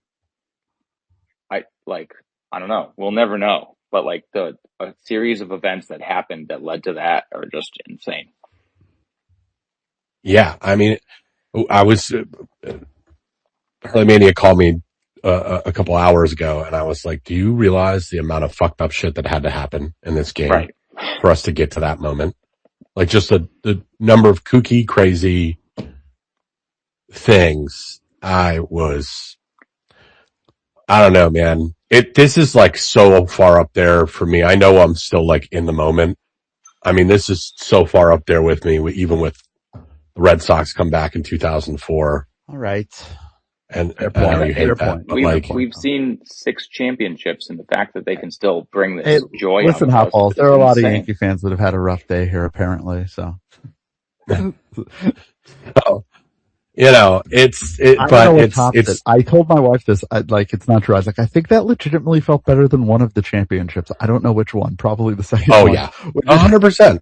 I don't think it, and maybe I shouldn't feel that way, but I feel that way. Yeah, I mean, I know that's a stupid thing to say, even by me. I know it's not as important as that, but like, I've had this feeling. I told you this when I made that phone call. We were on the phone for 7.5 minutes. I don't think we spoke for the first 5 minutes of it, which for us is a record. I think I'm going to wake up in a minute here, and I'm going to see that we're actually 13-16 in the American, and we play Tulsa at 9 p.m. on Thursday at Gamble on ESPN News. Like, this isn't real. None of this is real. Yeah. We're living in an alternate dimension that does not actually exist. It's crazy. I've never been more sure of one thing in my entire life than watching Alex go around. They're doing like the circle play, yelling. They're running it for Alex. He's going to hit this, and he catches the ball and hits that 3-pointer. Yeah. Never been more certain in my entire life that the guy was going to make the shot. And he did it. And, Annie said this already, but like the fact that Silas hit those 2 threes and then tipped that ball at the end on one leg is incredible. Silas's 23 minutes are completely insane. It's crazy shit. He played 10 minutes in the first half and won great. He plays 13 second half minutes, 9 points, hits the 2 threes, 2 assists, no turnovers, has a steal, probably can't feel his lower leg because fucking Zubiedji. I am not going to get into it, guys. His ankle is fucking smoked. Yeah. It's completely gone. That's all you need to know. It is smoked. And he's pulling this out of his butt is like I can't process it. Yeah. It feels like it's been 4 weeks since he hit a 3-pointer too. Yeah. That too. As good as he shot it all year. Yeah. I think that Zubiedji, who was the culprit, and that pathetic program should have to come to Indianapolis and handle all of the physical therapy treatment for Silas. They can massage his ankle and they can apologize. They had a nice year though. It's crazy what they got out of Malachi or out of Silas, and they can only get it because Malachi plays all those minutes and is if he was just passable, they don't win the game. He was great. Yeah, 9 points. He No, was he was great incredible. against Duke in the regional final, having been great in the first 3 games. But surely this is a bridge too far. But no, because Duke's full of children, and they have a point guard who had foot surgery 3 weeks ago. And Malachi Smith says, "Good, I'm going to hit him in the face with a hammer." It's unbelievable New York guard shit out of Malachi Smith. I mean, there was a point early in the game when, other than Terrace, he was the only guy trying to score the ball, it felt like. Yeah. And yeah, their 3 best players in the first half were Terrace, then him, and then Eric Riba. And everybody else was like bad or worse. And it was like, well, going to be hard to win. And in the second half, the reason I'm proud of him, Penfield, is everybody contributed to it. Everybody. Yeah. Jalen Stewart only plays 5 minutes, but he has 2 offensive rebounds and 2 assists. No turnovers. Yeah. Everybody gave him something. The person who gave them the least hit the greatest shot in the history of the school. So, okay. See you Saturday. I've got nothing to add. We're very, very, very, very lucky and spoiled by this program to a level I didn't think was possible. No, I don't even know how to describe it, but like, we're waking up tomorrow and we've got Tulsa at Thursday on ESPN News at 9:00. I'm watching this thing and just thinking, we've had it so good. We can't win every game. We can't win every championship, and they fucking do that. I don't even know. When Braylon takes the shot, I think it's going in because the whole thing. No, 100%. Once it left his fingertips, I knew that ball was going in the hoop. Crazy, man! I cannot believe I saw that. My favorite. I've now finally seen the Raftery and Grant Hill cam of it. I haven't. The Rothstein one. The Rothstein one's really, and Wally Zerbiak's really good too. Yeah. I just reposted that. Yeah. The thing, I can't stand Rothstein, but like it's legit. He really is like this, so I respect it. Well, Penfield, thank you for what you did at halftime. No Escalators did the Khalid retweets and others players that counted as Khalid, and you did that disgusting shot, and you got us over the line, man. So thank you. My pleasure. I hope I'll see you in Indianapolis. I got to figure out how I'm bringing a wife and a child. I think we might be driving. I considered that, and I'm now reluctant to do that. For you, it's another 2 hours than it is for me. Not that it's great for me. I'm thinking about Cincinnati, to be honest with you. Flying into Cincinnati and then driving. Is it looking not bad? It's not good. Don't ruin the prices, guys. Okay. Whatever you do, folks, nobody should be Googling Louisville, which is definitely not 2 hours from Indianapolis. Nobody look there. Check Miami, actually. Maybe you could just fly to Las Vegas like I did and then fly there and connect there. You're inventing spirit hubs that we didn't know existed. Well, not Spirit, RIP. I guess it's a Thank you, Penfield. I got to keep the mind moving now. Yeah. We got Indy. We got Husky Hops next, then we're going to go to Abby, then Jungle Husky. We got a couple guys. Oh, my God. Jesus. We're taking calls for a long time. And then we're going to back after Jungle Husky. Yeah, and Husky Hops has an amazing reaction video I just retweeted. Go ahead, Husky Hops. Hey, fellas. What kind of shape are we in? We're in good shape for the shape that we're in. Oh. I've been waiting for you to say that for a fucking month. Thank you. Crap. Oh. Yeah, well, so I guess per the standards of the board tonight, my reaction, as you just mentioned, I got to be honest, I fully did not expect that they were going to win the game until I saw the shot go in. Like, it was like, oh, we're getting it close, and it's just like, whereas in the first half, and even for like the first half of the second half, everything that like could have gotten them over the hump, whether it's a rebound or an empty possession or splitting a pair at the line, like whereas everything went from not going our way to bouncing our way was just simply indescribable. And so, yeah, I'll tweet it here just cause, but I was also hitting shrill notes like Mr. Hotballs and just jumping up and down in my living room, running from room to room, because I guess that's just what you do when something like this happens. I departed the household. Yeah, the first half, like they played, there were a few early possessions where they played great defense on the inside, and then they wouldn't get the rebound and it would kick out to like Kamenia would hit a 3 in the corner, and I was like, Jesus, they're good. Like, we did, UConn played a really good 25 seconds of defense, but they didn't play 30. And it just was why in the first half, when that thing starts to get away, you feel like this is going to be hard, but it never, like, a lot of us had just watched what Tennessee did against Michigan, and I think that's why we felt, well, it's not that at least. But the second half, they were going to just need to play 30 full seconds of defense. And eventually, if they just hang in there, and that's the thing about this Duke team under John Shire and a team of freshmen, you show them what the cliff looks like, and they start to sweat. For the record, I credit my ability to hit those notes, and Mr. Hopwell's more specifically, to his night at the opera. This wouldn't be possible for us to hit these notes. It was me being very, very talented, Renaissance man, if you will. I don't think it's been brought up yet, but what was it? Coming into tonight, teams that were a 1 seed or something were 134-0 when they had a 15-point lead or greater at halftime. Now it's 134-1.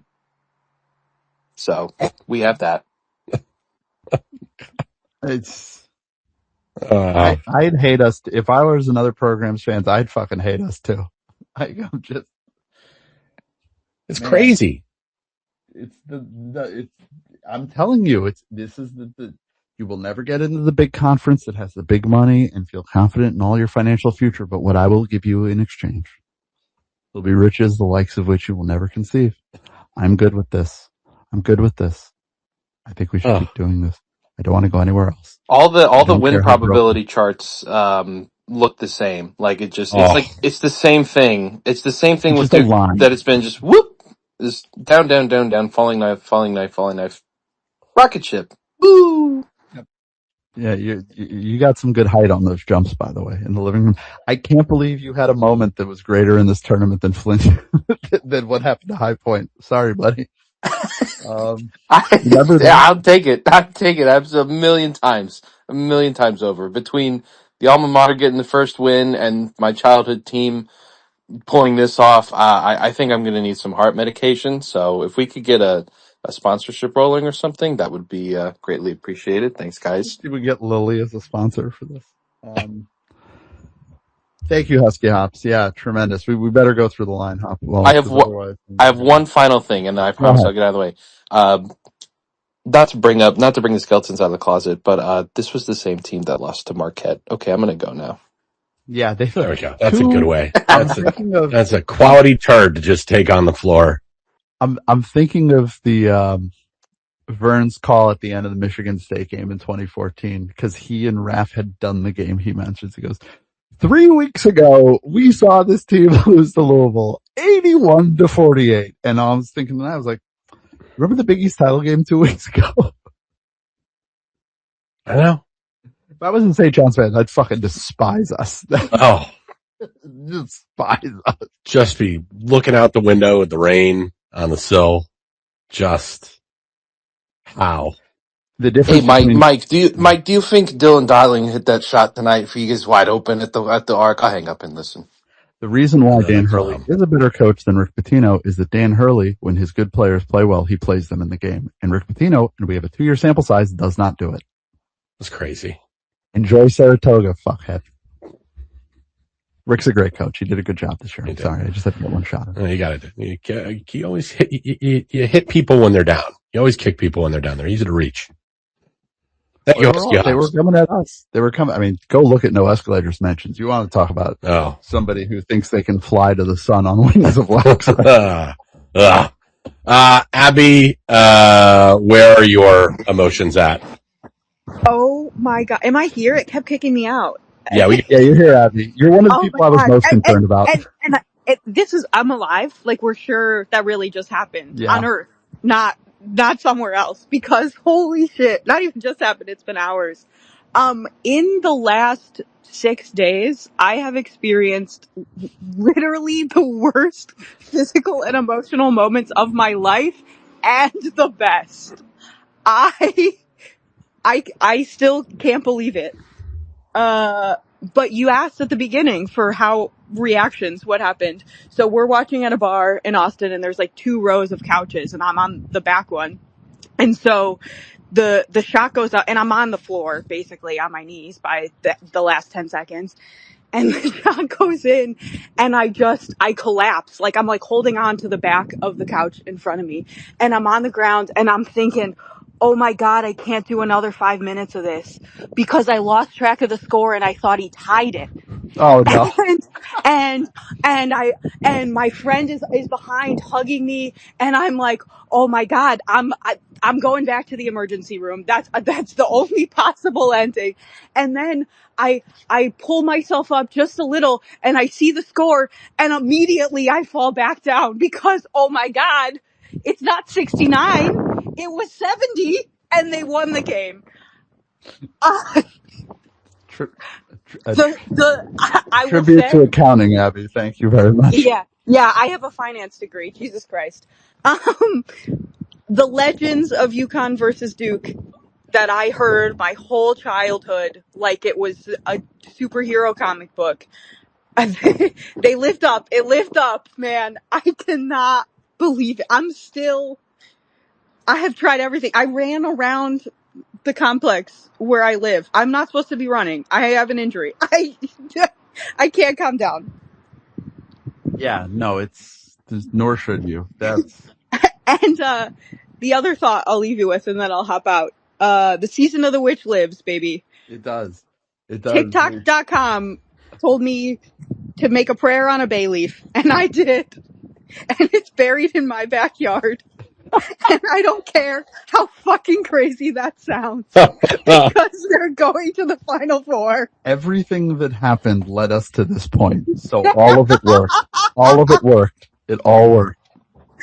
Maybe the reason we do this and other programs don't is because we don't ask the questions. We just fucking do it. Praying to bay leaves. You never know what you're going to hear on Connecticut basketball spaces. Thank you, Abby.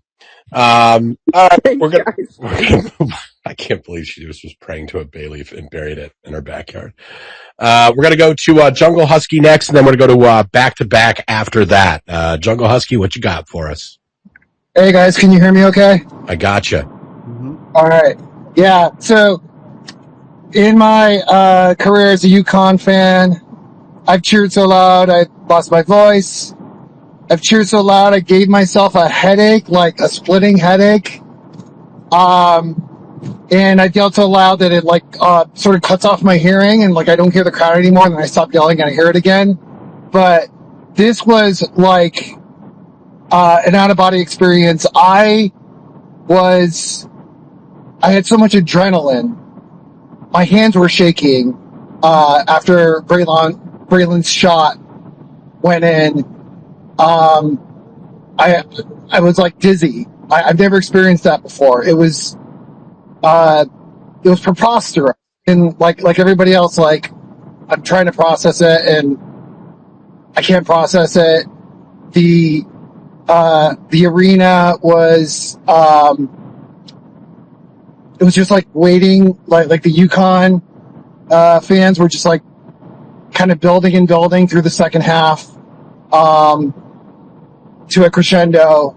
Yeah, I just remember earlier in the second half, I was just I just want one big red chant. That's if I can have one thing out of this game, I just want that one cheer of when we, maybe we cut it to single digits or get it to 12. And it just kept building. Yeah. It was insane. Hey, so before the game, I got down to DC a little bit early, 11 or 12. And then so I go to a bar that's around the corner from the arena, and I'm waiting for the bathroom. There's a line, and there was a sweatshirt in front of me. Can you guess what sweatshirt it was? Was it the Dream Season 1990 sweatshirt? No, it was another school in the DC area, and I'm not as superstitious as some people. It was a George Mason sweatshirt. It was. It was a George Mason sweatshirt, and I am not the type.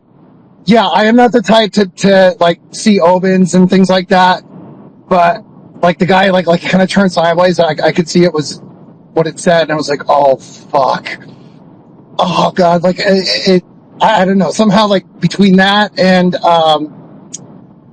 it was like, you know, a poetic omen, I guess. It was a good omen, and like yeah, the symmetry of, you know, that plus the buzzer beater basically for the state of Connecticut, you know, 30 however many years later, balancing out the Leitner shot that ended the dream season.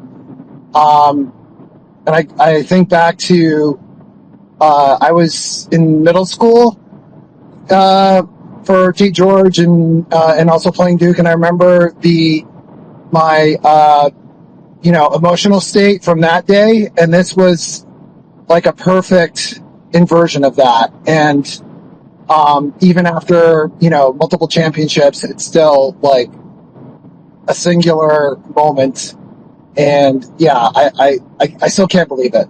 Everybody, I was like milling around on the street afterwards, and like nobody could believe it. And it was funny because I had my Duck Fook t-shirt, and all these like Maryland and Carolina fans were like giving me high fives along with UConn fans. So yeah. All right. I hope I'm still on the right route because I turned off my GPS so that I could get on Spaces, but I'm going to hop off now. Hope to see you guys in Indy. Go Huskies. Thank you. Yeah, I'm now making the mistake of trying to look up airfare, which is just, it's not great. Horrifying. But I love having these problems. I can't believe, like 1,000% of me is furious at them right now for making me do this. No. It's so irresponsible. And here I go. Again on my own. Yep. I don't care. Nope. This pizza tastes so good. Yeah, you tastes like got victory. Food, which is I didn't eat all day. And I just got like super hungry. It's out of the middle of nowhere. I can't explain it. All right. Back to back, you're up next, and then we're going to go to 10,000 Leagues after him. What you got for us, brother? So kind of one story, and then just piggybacking off that. It's an easy drive. It's only 14 hours. We can make it. Yeah, that's why I'm probably leaning that way, but it's a long, I have a 20 minute. I'm thinking about it. We haven't done a road trip. Like, I'm throwing Cowboy Adama in my car, so you guys talk to him, and we'll work it out. I have a 20-month-old. So Yeah. there's that. I have a 26-month-old. We'll figure you it can out. see French Lick. Oh, wow, Man. all the sites. But so, like a lot of us, I started my freshman year the fall of 2004, so I missed the double title. And 2006 was supposed to be our year, and instead of buying the Sweet 16 Elite 8 tickets through the students, I was like, oh, I'll just wait for the Final Four because we were going. And I didn't go. One of my really good friends did, and he's been living with this for 20 years that he was at the game when we lost to George Mason and I wasn't. And the two of us got to experience this together today, and it was so therapeutic. I can't even describe it. Yeah, as the person who did experience George Mason and didn't experience today, I still had a good time. So yeah, like right. brought to tears 3 or 4 times. Like just watching them do this, it was insane. Like, didn't think it'd be possible to avenge that, but it felt even better. So that's all I wanted to share, but it was just awesome. Yeah, no, it's just amazing. Hope to see everyone in Indy. Yeah, me too, man. I'm sorry. We're really useless on the show tonight. I don't know how to even. I don't know how to functionally communicate. I don't know how to answer basic questions. I'm like just staring off into the abyss right now, just eating my pizza. Yeah. My wife was with me at the game, and she just laughed at me crying like 3 or 4 times. She's like, "Why are you crying?" I'm like, "You don't understand." Yeah, I'll be the first to admit I know this doesn't make sense, It doesn't, but but it feels better than the titles. It really does. it does. It does, and we get to keep riding. They could do 3 and 4 now. They're 2 wins away. It's Just They're nuts. 2 wins from a 7th fucking national title. come on. A 7th. Like Hurley has brought us the heights like Calhoun never did. It's crazy. It really It is. is. The It's whole all thing. nuts. The whole thing's wild, and I consider us blessed to even have the possibility of this. And that's why I just said, like, no matter what it takes, I'm going to be there because these are the golden years, and let's live it out. Yeah, this could be the last one. You never know when Yep. it is. So, yeah, thank you, man, for jumping on. I'm glad that you and your buddy can now laugh about George Mason as I can, as someone who was there. I now love the Capital One Arena. It's not like, it's funny. It was the House of Horrors, and now, like, every year now we get to go back and play a game there, and it's going to be the only thing we think about. I don't think Ed's changing that. So, Yeah. As soon as we went on, was it Friday night, Saturday morning? I was like, he lives in Carolina now. We're still in Connecticut, and I was like, "Are we going? We got to Adventurous." And he's like, "Done." how about the fact that we have the greatest moment in the history of Georgetown's own arena? Like, yeah. I still can't believe that shot went in. Arguably 2 of them. I watched the entire thing, and I still don't believe it actually happened. Yeah,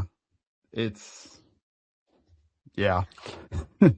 Thank you, man. I appreciate it back to back. I'm not trying to rush you out. I'll turn it back to the rest of us. I But have nothing just to want to show. contribute anymore. I don't know that I did to begin with, but Just nutty. Thank you, back to back. 10,000 Leagues. You're up next, my man. Go for it. Hot balls, early mania. I'm sitting at a Wawa off of the Beltway after being at the game. are Nothing you ever wrong going with to Mexican Wawa. Oh, I can hear. It's a sandwich wrapper from Wawa. I'm so envious. Oh my God! Listen, yesterday we made the call. Myself, my son, and a friend of mine. We're going to come to the game. Woke up this morning, 5 o'clock, on the road from Waterbury. Made the ride down here. No traffic. Got here at like 10:30. Went to a couple bars. Went to the Westin where the team was staying. My son got pictures with him and his friend and half of the players. They were awesome to them. Went to the game. Sat there for an hour and 45 minutes, wanting to kill ourselves.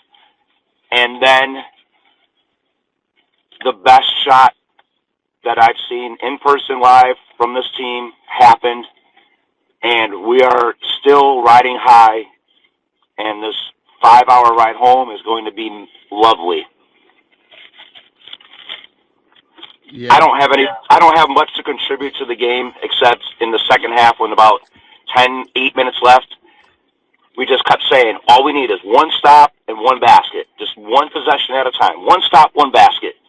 And I don't even know if that happened or not, but somehow we were only down by a couple points, and then that shot happened, and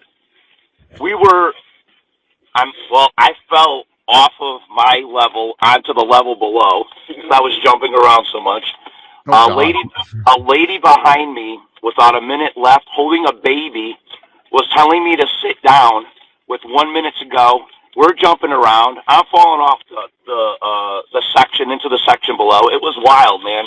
It was amazing. Like, we are just so elated that we made this trip, and yeah, man, this Wawa rap is hitting hard right now too. So I don't have any analysis of this game except it was just unreal to be there, and the crowd was probably 60-40 to Duke.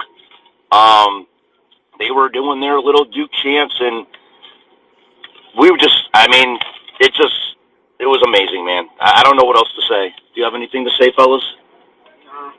They're shoving food into their faces right now, so that's about all we have. Well, at 5 minutes left, when Demery pulled those two corner threes out, that's when it really started kicking in. Yeah, I would agree with that. Once they got those nailed down from Silas, I was like, all right, well, Silas with one leg is going to hit these. I think at some point Alex is going to hit one in solo or Braylon. Silas, I don't know how it looked on TV, but Silas just seemed like he's gritting it out, but I think having this week off for him is probably going to be really good, but it looks like he was a little bit tentative on the ankles there. Yeah, his ankle is absolute applesauce. It's bad. So it's crazy that he's doing this. He scored 11 points in 23 minutes, basically one-legged right now. He had 5 boards tonight. It's nuts. It's just nuts. I'll take it. Just an ankle. Who really needs that anyway? It's a stupid body part. I'm pretty sure. No, that's not. For a minute, I thought the guy behind Raftery was Prem, but it's not. I'm going to watch every one of these videos for the next 50 years of my life, and I'm watching them for the first time. That's kind of a weird headspace to be in. But it's nice. I kind of like it. Just thanks to you, man, Husky J, everybody that was down there. Just awesome hot balls. We can keep going. All right, got to move it along to who did I say was after that? We're going to go to Husky J next, then Connor Rush, and then we got 2 Connors. We got Game Day Connor after that. So, Husky J, what do you got for us? Yeah, so I'm one of those weirdos that even with 6 titles, I was 9 years old during the Dream season, and it's just been a thing I could not get over. And I was texting with Warm Globes right after the game, and like the prehistoric guttural medulla oblongata noises that came out of my body when that shot went down were just absurd. And I guess 2 things I would love to point out. One, Eric Ryba absolutely gave the shiner of a lifetime to Cam Boozer. That needs to be addressed a little further. And 2, after we win our 7th title, we will pass yet another alleged blue blood program and be above both Duke and North Carolina in national titles. And so, I want to thank this team a great deal. They've been they've been the best thing for me the last few months. And I will close with saying, do not fear UConn being great. UConn is absolutely great. Thank you, Huskies. Thank you. I feel like I know that guy. Yeah, no, I never heard this guy. So he was talking. By the way, at the Husky levels, I actually have access to tickets. It's kind of nice. Very exciting. Wow. Yeah. Look at you. Tuesday at 9 a.m. Let's see. Hold on. Well, I mean, we'll see if we actually get them. Yeah, I'm not assuming that means I'm getting tickets. I'm going to choose to be pleasant. Hi, Dave. See you listening, buddy. Party Dave. Might need a favor. So we'll figure it out. But the UConn's going to have the smallest group there, I think. Just it's Illinois, it's Michigan, it's Arizona. They've been waiting 25 years, but we have the pedigree. So we'll see what happens. These are all the fun problems of destituteness that we all get to once again experience for the 3rd time in 4 years. We all feel like Sean Miller does right now about Texas. I can't believe we have to keep doing this. But I'm very happy about it. Thank you, Husky J. Yeah. You're going to bring, is Connor next? Game Day Connor next? We got Connor Rush, and then we're going to do Game Day Connor after that. Okay, do that. I have a similar message, just like I was there in the pit, and oh my god, it was just so freaking electric when Braylon hit that. I mean, it's not his fault, but like the entire team, the entire day could not hit a 3 to save their life. Oh my god. I actually sent a photo of the middle kind of console at one point to my family, because it was like we literally were shooting 5.6% from three. 5.6%. Yes. And we're so, fuck everyone, fuck everything. This was so good. We won. It was so good. I started multiple fuck Duke chants when we were in a bar afterwards, after the game. Like, it was so good. I could not believe, like, actually, I believe in miracles. I believe in, I hope, do we have confirmation about our pastor, was he there today? Because in that moment, I choose to felt like believe he God was. was in the building when he Yes. was there. I So choose to believe that the bishop was there. And I hope he was, because, I mean, something was there. I don't know if it was Bishop or some other, whatever. But holy shit. I just had to call in and say this and, bear witness. So anyway, it's just crazy. We're going up. We're going again. We're going again. Alex Cariban is still playing fucking college basketball for Connecticut. I don't care what happens next. I really don't care what happens next. This was fucking incredible. Yeah, I'll shut up and listen, but here you go. That was nuts. Still nuts. That's all I'm going to say. I'm just going to say it after every single caller tonight. That was nuts, because that was nuts. It's just nuts. Yeah, it was insane. So our next guy up, I don't know if Connor was actually at another regional working it. I hope not. He was in an airport trying to behave himself from the looks of his Twitter feed. Yes, I was trying very hard not to put a scare. Oh, we had him and we lost him. People come in and they say one thing. So disappointing. And they cut out. Constant disappointment with Connor. No, it's fine. We'll get him back. We'll get him back in here. I'm glad he got through an airport in this country. We all get to experience that this week, though. So not all. We've got the master of the buses, Kyle DeVivo, up next. What do you got for us, brother? Well, that was the first thing I was going to say, was might be time for the Hot Balls Express to Indianapolis. Ooh, the Connecticut Basketball Spaces party bus. We may have to talk. We got to get people there. So that is. I have not. I am also coming to you live from a Wawa somewhere in New Jersey. So on my way back. I'm just imagining me proposing this to my wife. Hey, what if we got on a bus to go to? Yeah, so we're going to bring the kid, and Hot Balls is going to be there, but, it won't be the first sporting event we attended with your kid early, man. Yeah, so this is true. I know. Yeah. She's portable. Yeah, just Lucy will be getting after it on a bus. Yeah, just the experience of being at the top of 121, which was our section tonight, and having the privilege of sitting next to Big Red. That section held it down.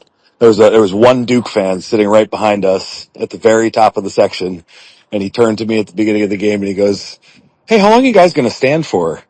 And my answer was the first basket, but that section, down 15, Cam Spencer and Rudy Gay sitting at the bottom of it, just held it down.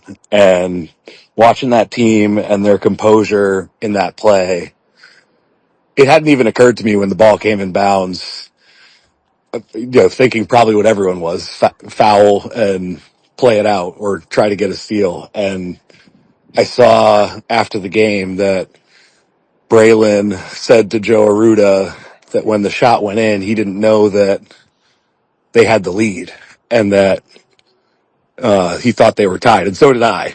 It hadn't occurred to me that a three would go in and we would be up. And that took probably 10, 15 seconds of processing time to even realize. But yeah. Yeah, it's pretty funny. I was looking at the post game interview with Braylon. He didn't know it was that he thought he tied the game. Yep. Yeah, me too. I was right there with him. If you want to know why freshmen aren't always plugged in, there you go. The guy that hit the game winner thought he tied it. Tonight was a victory for ignorance between nobody telling Dan what they were shooting from three and Braylon not knowing the score. And this show, a victory for ignorance. And then watching that angle from the top of the arena on the arena cam after the game and just seeing nobody behind Silas selling out for that double team and getting a hand on that.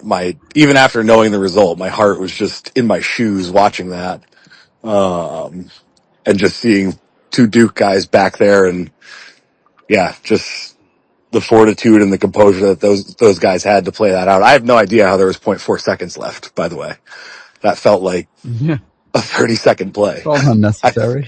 But yeah, just kudos to the team. Kudos to the staff. We're so lucky to have this team. Thanks, guys. Thank Thank you. you, Kyle. Thank you. Please start producing buses. Yeah, we'll talk about buses. It's a good idea. It's a good ideas guy, Kyle. That's why he does what he does. All right, going to go to Josh Conrad next, and then we're going to go to Brad Grasso after that. So, Josh, what do you got for us, my man? I have an extremely raspy voice for you. That's what I have for you. Right now. Thank you. I sound sexy. Sexy. Shout out Penfield. Can we just take a moment? Penfield at half.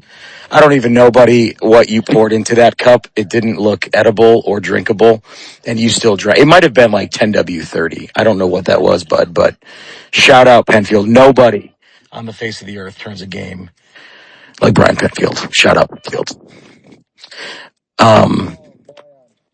I'm having a splendid time on the application tonight, boys. I could watch these clips forever. Every angle, every single person. I had the honor to be in an insane section with family, just watching that incredible Braylon shot go in, and then I full on blacked out for probably 20 seconds. I don't think there was oxygen going to my brain for a good 20 seconds, and I emerged to see 0.3 in a 73-72 lead. We're 3-1 against Duke in the NCAA tournament, 3-0 since 1999. Safe to say we are the premier college basketball program in the country, men and women, undoubtedly, no question. Shout out athletic director David Benedict and his Foundation Cigar on a balcony in DC right now somewhere. My guy, just having a splendid evening, my friends. I have no point to my ramblings. I'm just happy, and I wanted to celebrate with my friends. Thank you. I think my favorite. Love it, Josh. I've just watched another angle. It's the one from the very top of the arena, courtesy of Jaden Daly's son, Cam Fetterman. Are we getting pulled over? No, we're getting out. There's a police officer behind us. Tell him UConn won. I love that. I might be walking into an active police situation right now. I love that. Okay, Mr. Shire. It's okay. I love that the first guy to get the Braylon by like 5 seconds was Malachi Smith. Yes. My favorite is the Duke broadcast saying that Malachi has been given a technical. We need a T-shirt that says that should be a technical. I just want that on, just for ball knowers. Josh, better idea. The front of the shirt is, what did he say? Oh, it's good, or oh, it went in. He went, oh, it went in. The back of the shirt is that should be a technical. All of his life faded from his being, and then he said, that should be a technical. I just want the quote on a T-shirt. Front of the shirt is the shot. Oh, that went in. Back of the shirt is, that should be a technical. That's the shirt. These are the ramblings of Washington, D.C. tonight. Go Huskies. I'll get out of here so someone else can have some coherent thoughts. I don't think we're going to be finding many of those tonight from anybody. This is not that kind of a game. Brad, maybe you can help us out, or you're just going to make a problem worse. What's up, boys? Brad, how are you? Can you hear me? I gotcha. Loud and clear. Dude, I still don't know how we won this game. It might have been the worst shooting display ever to beat a 1 seed team. Hey, but fuck it, we won, right? It's all that matters at the end. Survive and advance in the tournament. It's not about style points. Dude, I think we need to play Stewie a little more. I know he's coming back from an injury, but those few minutes he's getting, he's making them count. Last game he had a three, a layup, and a block within like a minute and a half. In this game he had what, like 3 rebounds? Yeah, I think he had two boards, 2 assists tonight in his 5. Yeah, dude. He's helping us out a lot. Ross is really turning it up. We need more boards from like Stewie and all of them. I'm hoping he gets he gets more minutes after this week of rest. Yeah, we'll see. I mean, it's health is just a thing for pretty much for everybody right now. We'll see what everything looks like. Were we shorthanded against Illinois? I feel like we were.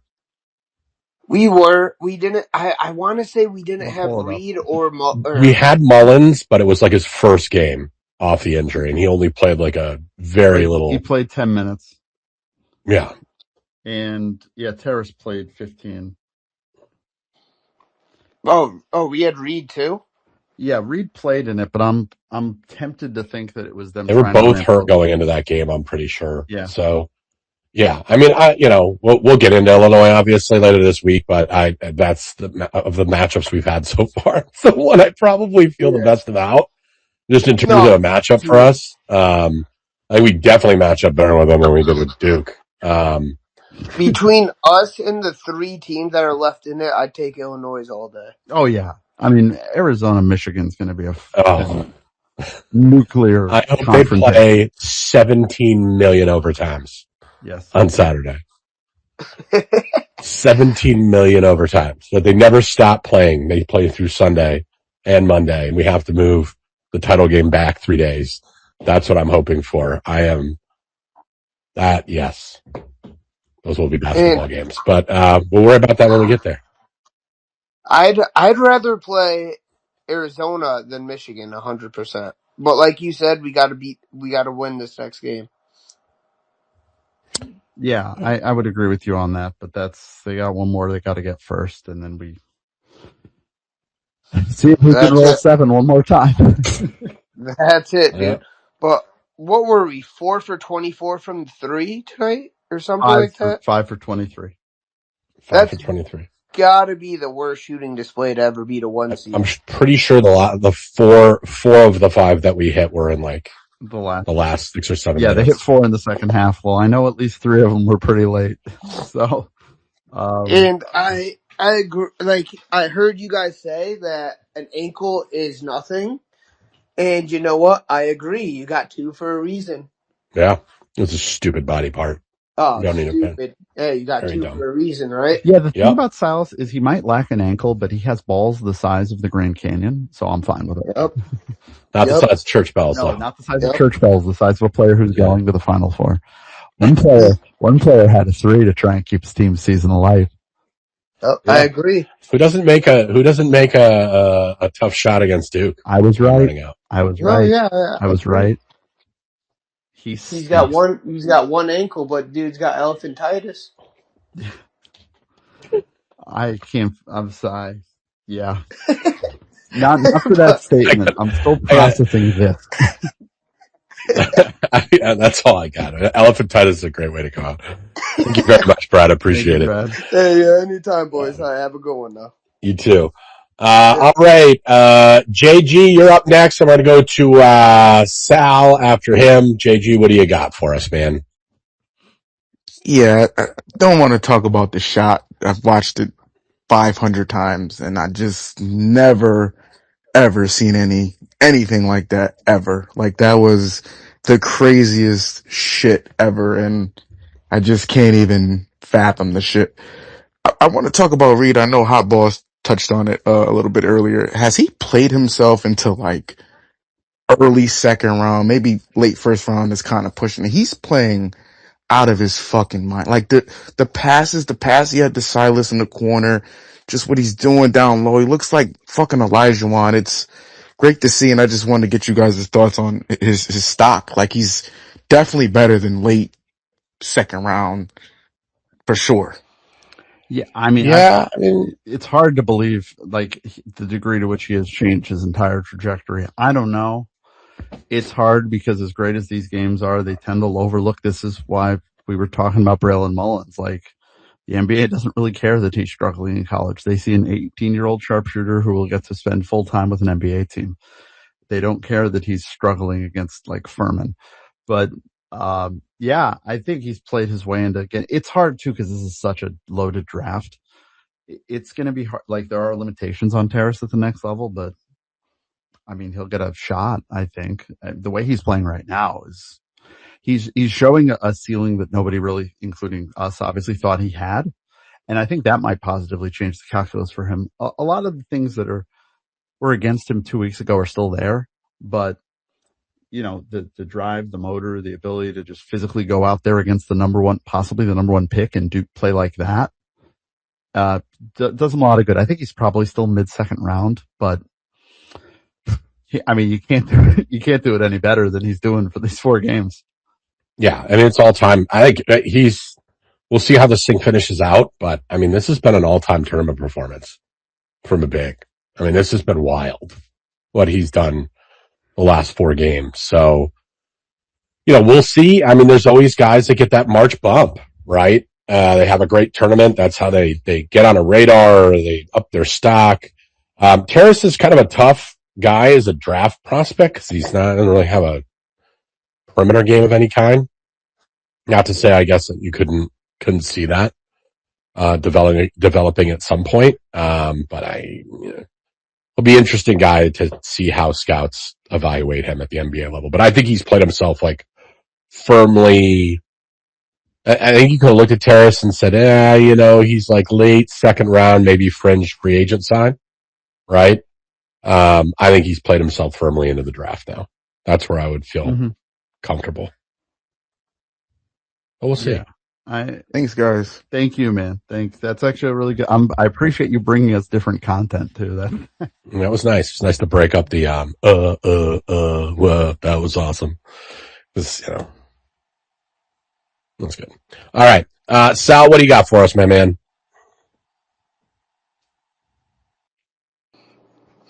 All right. First off, thank you guys for still being up. This is fucking great. Love how far we into this. Second, shout out to Silas for I thought for sure that we were done when he missed the first free throw. That was the only time I had doubt the entire night. Like, halftime came, we were still down 15. I said, we got them where we want them. They were sleeping. They thought we were done. Only time I thought we were done was when Silas missed that first free throw. And I was like, oh, fuck. Well, now the game plan's thrown off. He did a great job. And guess who got that steal at the end? He tipped that shit for Braylon to get it. Right? We're not here without Silas. And Malachi carried us. He carried us through all of that shit where Silas couldn't do it. So, both of them, tip of the hat. But goddamn, do I love being Duke. Do I love being Duke. Yeah.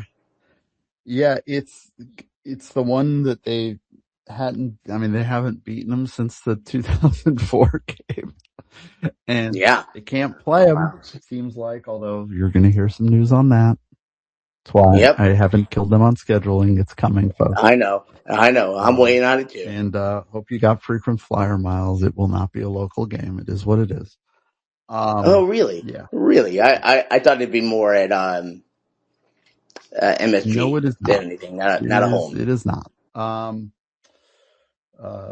It's what we were told. Well, that just means they're not as pussy as I thought. What we were told a couple. Well, now they lost, right? It was what we were told a couple of months ago. We were given a city and a location, and it is not Madison Square Garden or in Connecticut or in North Carolina.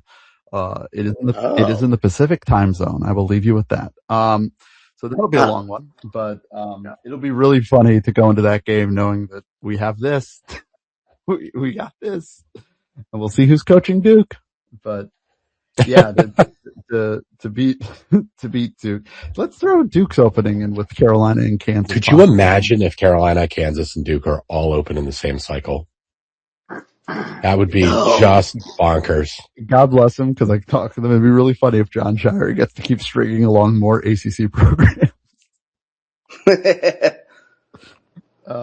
So you like that's the NBA for him, right? Like he's not. Yeah, that's tip top for him, right? He's going to the NBA. Oh, who? Shire? Oh, Shire? Probably. Well, I mean, yeah, at some point. I don't know. Well, I where mean, maybe. would he go to UNC? No, No. what? No, no. No, He no. has the best. Listen, we're all friends because we just beat them. He has the best job you can have in the sport. Exactly. So he's not. If he leaves, it will be for the NBA. And if you were Yeah. him and you realized tonight that you were going to see this nightmare every single day for the rest of your college career, I would call the Bulls. I would call Billy Donovan and ask what's up. You want to do a little job swap? So we'll see. But yeah, that was to do that to Duke is chef's kiss. Absolute. To do it the way they did it too. Oh, yeah, I know. Yes. Listen, I've seen, Big East championships, Final Fours, fucking championship games. This one, surrounded by my family, tackling my sister, my family, tackling everybody, just saying, this is what UConn is. This is what we do. I've only just now seen the Kaylee Heckle video of the women's team reacting to it, where like it starts with them in the elevator and everyone is pushing out of the elevator screaming. Oh, that's so cool. That's so good. It makes me so mad. That See, I didn't see that we were yet. so stupid with these two teams and they didn't interact. It was such a fucking waste of time. And I'm so glad. See, all I've been doing is dunking on Duke fans by putting the Braylon Mullins like Louvre shot where it's just him giving the Y to the YMCA on everybody. Yeah. Man. Yeah. By the way, I know Dave's listening. It was a really Kevin Ollie had a really nice Instagram post about it. I appreciate that. Oh, did he? I didn't see that yet. Did, which is really cool. Yeah, and you know what? We shouldn't forget about him. He was a great coach when we needed him. Fucking got us a championship. We shouldn't forget Kevin Ollie when it comes to. I mean, I've seen a lot of posts today about Calhoun and Hurley, and yes, they're the best. But we can't forget about how we got one of them. Sorry, I'm just trying to catch up on stuff. Somebody who tweeted, Hopballs, I don't know if you saw this, the jail Colvin one. Duke getting beat by the whitest and deepest three is the most harsh betrayal. Oh my god. I can't believe they did that. Oh my god. I know. It's fucking preposterous. I gotta plan a trip to Indianapolis. Yeah. Right? Like, okay, so moving forward, I feel very comfortable with Illinois. What do you, and I don't want to get too ahead because let's not look too far ahead. I think that's what Duke did. We're not going to do that. Let's get past Illinois, but who is the best matchup on the other side of the bracket? Oh, like, for us, Arizona. It's like, yeah, right. And it's a bad matchup think so too. But I think that Michigan's been more fallible this year than Arizona was. Yeah, but we have the what if because we played them without Terrace and Braylon and almost. I know that too. But they're a different team. Yeah, they're gonna. I think they're such a different team. I think Arizona plays very different against us with Terrace being in the middle. Krivas tore us apart in that first game, and so I mean I think Terrace helps out there, a ton.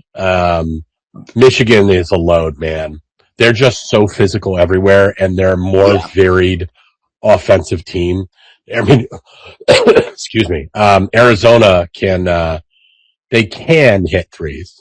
They don't take a lot of them, and they kind of rather just pound you in the dust. Michigan can play you basically any way that you want to. The one positive thing about the Michigan matchup is they cough the ball up as much as we do. They like to turn the basketball over quite a bit as well. So I think we could create some more possessions for ourselves. But the height factor too, right? Like they're just going to be much bigger than us, like with Andy Mara, and we're not going to be able to guard Luxembourg, but we can keep up with Arizona as far as all their players, and even with Kribas, like he plays much bigger above the rim, but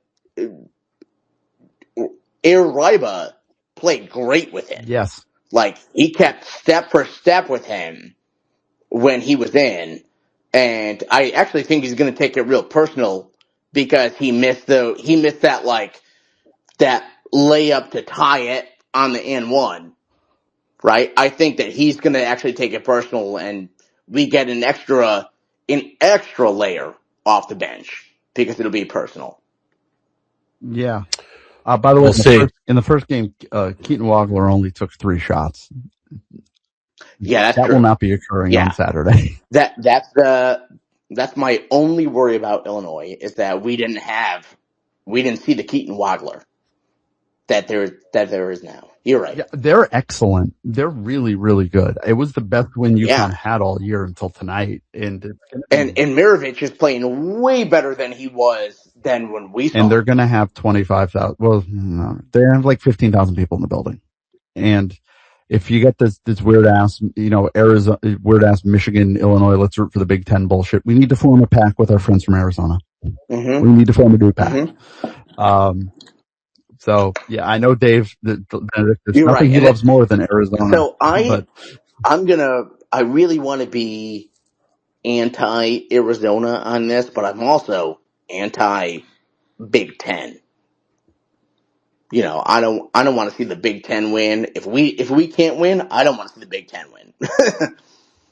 I love that they can't still win a championship, and we've just continued to beat their fucking ass. Yeah, it's in the funniest way possible. In the absolute funniest way possible. Thank you, Sal. I've got to keep the line moving here. We got a lot of people. Oh yeah, I won't keep you guys too much longer. Thanks a lot. Isaiah Evans, his Instagram handle is get you hand up, and then he doesn't put a hand up on Braylon Mullins on the show. It's crazy. All right, we're going to go to Matthew next, then the Quail Man, then Ryan, and then we're going to go to Nate after that. Matt, what do you got for us, man? What's going on, guys? First time calling in this year, so thanks for keeping this thing going. Kind of a out of nowhere comment here. I know early in the year, No Escalators was doing a project called Stand Closer to the 3-Point Line. It died after like game 3 or 4, but I never forgot and wanted to see if he had any comments on how that project is going. Second point, if you're thinking of going, no city in America possibly is better at hosting these huge events like Indy. That's correct. They are awesome. I've been to the Indy 500 20 times. They know how to do it. So if you're on the fence, pull the trigger. I'm driving from Boston to Indy. It's going to be about 16 hours in the car. So if you need gas station recommendations or sandwich recommendations, let me know. But that's all I got. I wanted to keep it quick. But thanks for doing everything, guys. Appreciate it. Thank you, Matthew. By the way, very, very funny tweet that I'm throwing out there from a father named Patio. Individual UConn fan at the game tonight was jumping in elation so much that he completely tore his Achilles tendon. And it is photographs from the emergency room. Just incredible stuff. All gave some gave all. Oh my God, dude. Just absolutely incredible stuff. His entire Achilles is torn. Well, there you go. I haven't even started to look at clips yet online. How do you explain that to your wife when you get home? I tore my entire Achilles. Well, let me tell you what happened. All right, we got Quail Man next, man. What do you got for us, brother? Thank you for being patient. Yeah, of course. So hopping on a little late, but did you guys? So I've always treated this shot like it's the Zapruder film at this point, where I'm done looking at all the players and where they are during it. I'm now looking at like the 5th row in the corner to see like what's going on. Probably the funniest reactions I saw, and I think Penfield captured this, but was Cam Spencer's face as the ball was about to go in. Yes, which was like so good. it was a mix of like euphoria and dread. It was really bizarre and funny and great after like the pop he had when it went in. But Cam Spencer motherfucked the ball into the net. yeah, From 10 feet. it's truly great. But the next one was that I think literally every single person was on their feet, other than the camera people, except I noticed that Terrace was just like sitting down like a stone the entire time. I suspect because he was just praying his ass off in those last like 5 seconds for something good to happen.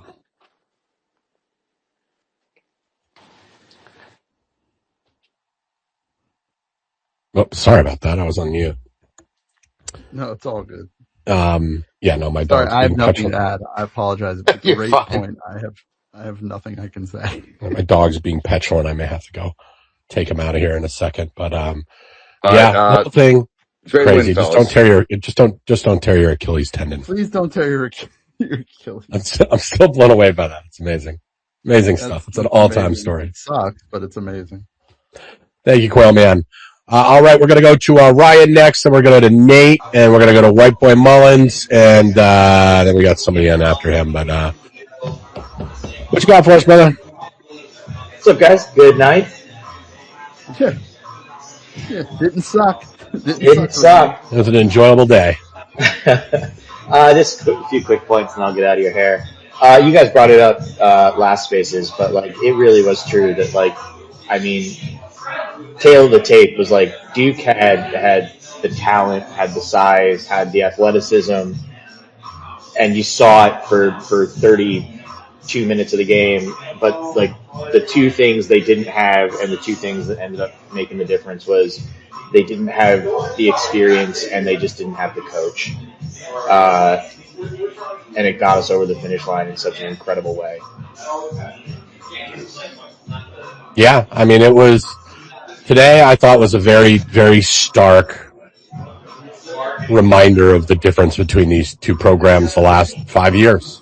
You know, Duke with a lot of talent, a lot of athleticism. They're coached pretty well, man. I mean, that's a great basketball team. They weren't the number one program in the country for a number one seed overall in the tournament for nothing.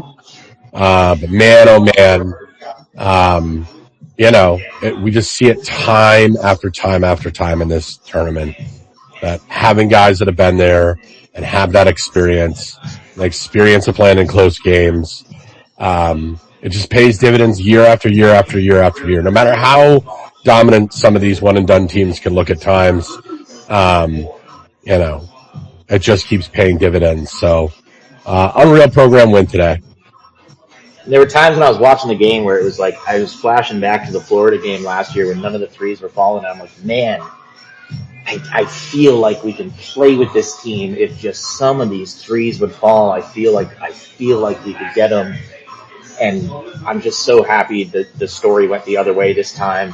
And just the end of the game, you know, like not to bring up a program that doesn't deserve to get brought up in this light and like could never fucking dream or imagine of being where we are. Congratulations, by the way, for Rick Pitino becoming the second highest paid coach in the Big East. Vitamin Water must have had a down year. But I can't think of a better illustration of the difference between these two programs and these two teams of like at the end of Duke St. John's, I mean, that fucking foreskin waffle, Dylan Darling couldn't wait to try and make that shit about him and miss everything. And at the end of the game, Alex had the ball in his hands, and you know what? Like, if he had decided to put it up and bricked it, I could have lived with it. He's earned that right. It's not the worst way to go down, but like that kid being the winner that he is and just doing the thing that he's done for his entire career, just making the winning play and passing that ball up. And now we get another Alex Caribaner out of it, and you know I can't put my thoughts together. Yeah, you, me, and all of us. That's crazy stuff. Thank you very much, man. Appreciate it. All right, going to keep the line moving here. We're going to go to Ryan next. We got White Boy Mullins behind him. And then I've got a couple more. We're going to have Cash Fraud and Page Against the Machine are in there as well. But Ryan, what do you got for us, my man? Ryan, you there? Ryan Marcone going once. I just got done with you guys. That was me. Oh, sorry about that. I think I just removed the wrong guy from the queue then. What the heck, man? What a jerk. What an asshole. Gonna get Nate in here. Nate, go ahead, man. You were next in the queue, and then I'm gonna go to White Boy Mullins. You've been very patient. Appreciate it. Nate Gentile, go ahead, man. What's going on, guys? How are you? Doing all right, man. Just trying to calm down, settle down, enjoy the rest of the night, and go into tomorrow with probably one of the better Mondays I'll have ever. So, just a crazy game, crazy ending. Kind of those last couple seconds, that last shot. I watched the game by myself for the safety of myself and others. And just that shot goes in and my arms go out like I'm going to hold someone back off the bench. And then I kind of look at the clock, look at the score, and I also thought it was a tie game. And then kind of realized we were up by 1, and I was like, this game is over. The bench reactions, there was a guy in like a black suit at the end of the bench, not sure who he is, but he kind of jumps onto the floor, realizes he's on the floor and there's time left, and he falls backwards out of bounds to get back out of bounds so he doesn't get in trouble, which I thought was hilarious. Andrea Hurley screaming at everybody from the front row on the bench. Yeah. I don't know if she was like, don't jump on the chairs or what. And then Alec Millender runs on the floor, realizes there's times left, and does like a high step tiptoe, like he's walking on lava, to jump back out of bounds so he doesn't get in trouble. I just thought those reactions were hilarious. Pretty much all the coaches just in a mosh pit tackling each other. Was just one of the craziest and most awesome views, even from watching on TV. The one crazy thing that I thought was 2 plays. The charge that wasn't called on Boozer, I thought was pretty crazy. I think that was Mullins who just got ran over. That was kind of a moment where I was like, maybe this is our time that we're not going to be able to come back here. If that call's not going our way, maybe this game just isn't going to go our way. And then the solo offensive rebound, even though he went 1 of 2 from the free throw line, that was just crazy rebound for him to go get it. Just all heart. I thought that was a huge play and kind of keeping us in the game there. So if that's a defensive rebound and Duke gets the ball going the other way, going to be tough to come back from. And then the last point I had was going into next year. What's going to be the more difficult replacement? Replacing Luke or replacing Bill Murray? I'm going to miss Bill, but I think Luke's probably a bigger loss for the current situation we're in. Yeah, I wonder if Dan, with his superstition, is going to find a way to be like, we have to get Bill in the stands for any kind of tournament game. Yeah, thank God he's not leaving till the end of this. Yeah.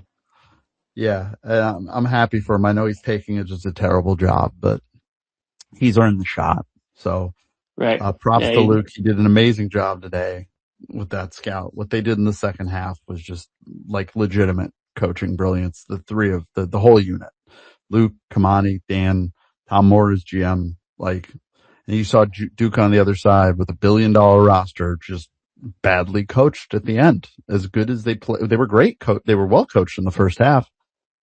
And the second half, they just, there's no reason you should be up 19 points with a minute to go in the first half, and with 10 minutes to go in the second half, the game is in question.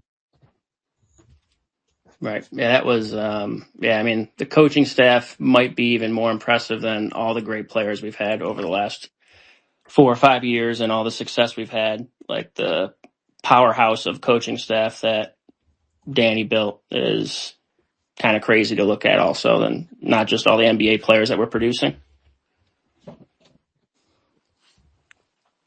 It's crazy. I like Braylon does that to go back home too, like a Final Four in Indy.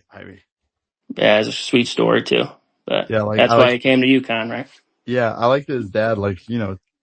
Dad can be a little out there on Twitter, and I understand it. He barely has tweeted because he says, like, I don't even know how to process that. And I'm like, you're not going to. Like, there's no. It's weird because the kid has his whole life in front of him as like a star basketball player, and yet you have to reckon with the fact that like the most significant moment may have just happened. Hope not. But the mental strength for him to just be ready in that moment and not care about how bad the first 39 minutes had gone. Yeah, that's been him every game, though. Like, as a freshman, that's rare to find. Tough. Who knows if we'll see that again, but just the confidence that he takes every shot with, like whether it's an air ball or he hits that shot like he did the last shot today. Every single shot that he takes, he fully believes is going in, and that's crazy out of a, 18, 19-year-old kid. Okay. Yeah. Thank you. By the way, our friend Game Day Connor has sent me like a wall of text as his statement. Okay. First of all, he was working the West region. So he was out there in San Jose last night emceeing it. Arizona's West Regional Champion t-shirts. It said East Regional Champs, which is fun. Good job by Nike there. They gave them the wrong t-shirt. And he nearly activated the Plains water slide on his phone when the shot went in, watching on his phone. So that was Connor's experience. Early I tapped in on my wife's Twitter account here because mine was blowing up every single time I tried to talk. Hi, Victoria. Thank you. Yeah. I just got back home in the last hour, and that was... It is so incredibly hard to have a moment like that happen. It's like just instantly, you're gonna have that moment where you were for the rest of your life, and I can't say a word because I'm deplaning on a 737-700 5,000 degree Southwest flight out of Chicago Midway. I mean, it was miserable, but yeah, it was wild. I don't know if that ever even got picked up, but there was a misprint on the t-shirts, and I thought that was either a really good omen or would be good fodder if we end up perhaps playing Arizona, that they got shirts that said East Champs. So not to blow up somebody's spot, but that was ironic while I was out there. Is it me, or has this been like the worst year the NCAA has ever had for organizing this tournament? The women's tournament is a train wreck. We're sending the wrong t-shirts. A mess. Like, it's just a. As somebody who just got back from an NCAA event, I'll shut up and listen. Thanks. Yeah, thank you. Your fault, Connor. Yeah, Connor. These things, emceeing these things. Come on, what are we doing? They pick really bad MCs too. No, not Connor. You had Bruce. I love Bruce. Bruce is a good dude, and he sent me a message after the game. He's cheering for us the whole way. So I hope he entertained our fans. So a good kid. Thank you, Victoria. Have a wonderful evening. You're welcome. Oh my God, you're so. Just cut his wife off. Wow, that was perfect. Wow. Exactly what we needed. Unbelievable. All right. We're going to go to White Boy Mullins next, and then Cash Fraud is lurking in the weeds after that. White Boy Mullins, great shot tonight.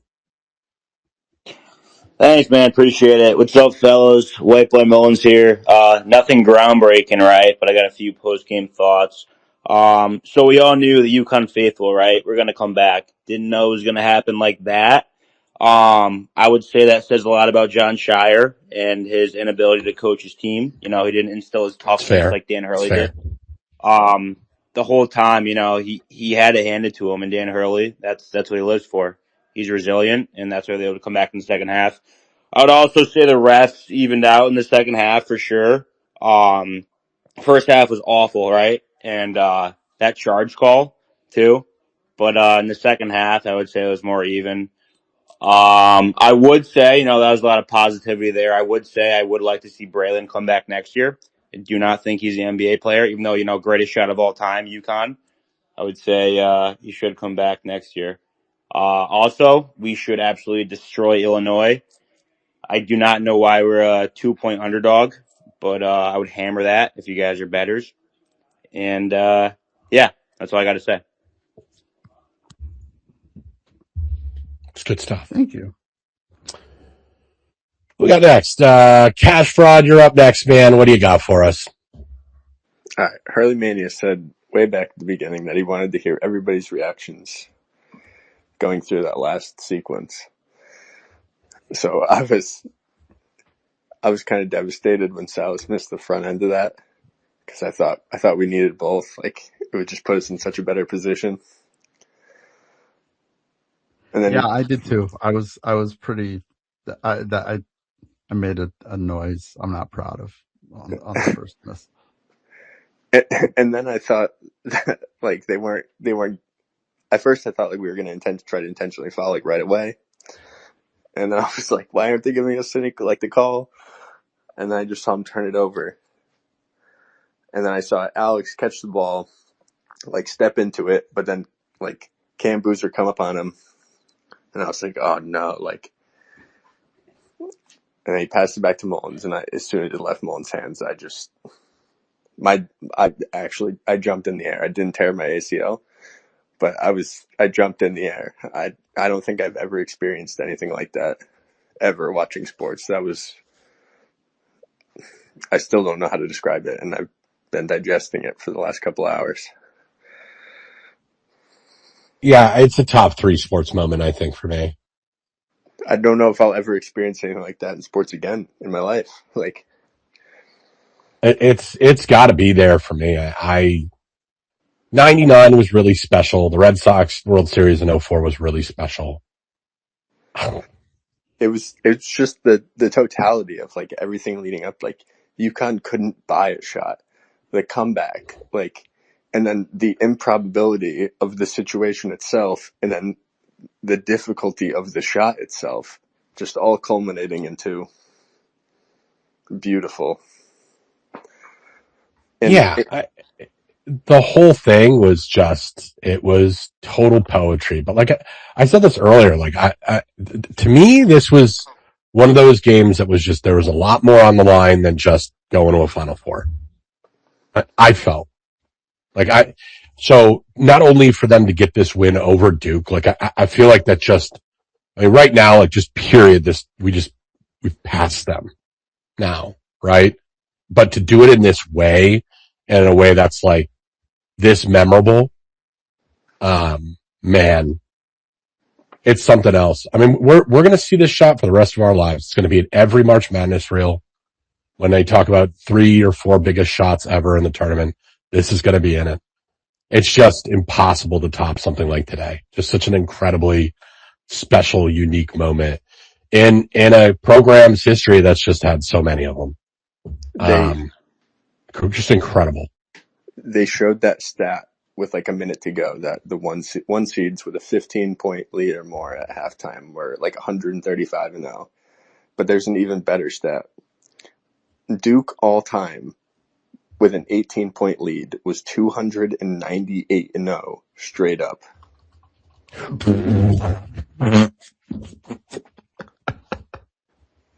This program has the mandate of heaven. Yeah. This is what UConn is for. They're built to break records. Any preconceived notion you have about what's supposed to be, UConn that's what they do. But like, and you guys know that like I love to analyze the games. I like to get into the scouting and all that. Like, complain about the refs. Yeah, that's complain my about the thing. refs. But like that was the biggest part of the scouting report. Credit the staffs, but Duke's last 4 losses, they were up by 14 to Houston in the Final Four. They were up by 17 to Texas Tech this year and then lost in overtime. They were up by 13 to UNC late in the year and lost. And then they were up by 19 on UConn.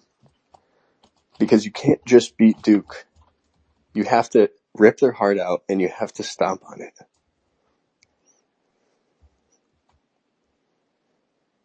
Yeah, I don't want to give him too much credit, but Dave Portnoy's tweet about like, you got to kill UConn 10 times in March to beat them. I mean, that was just like crazy zombie shit today. That was, and again, in a program that's done that a lot, this was like the mother load of them. It's crazy. Bonkers, I say. Cash fraud, thank you. I just want to get through the last ones here. I'm really starting to run out of steam here. Uh-oh. Yeah, I am too. I got to go watch all the stuff that everybody else has been enjoying. Uh-oh. We have another caller. Oh, no. Mr. Childress. Oh, my God. Are you ready? Are you ready? No. I sent Randolph the video of me running. You ready? You ready? I'm always ready, Randolph. Nobody enjoys seeing that happen to Duke more than this man. To having to deal with your bullshit for a week. You better, first of all, you better be coming. I don't give a shit. I don't want your excuses. You better have your ass. Yeah, I'm going. I don't want to hear all that shit. Yeah.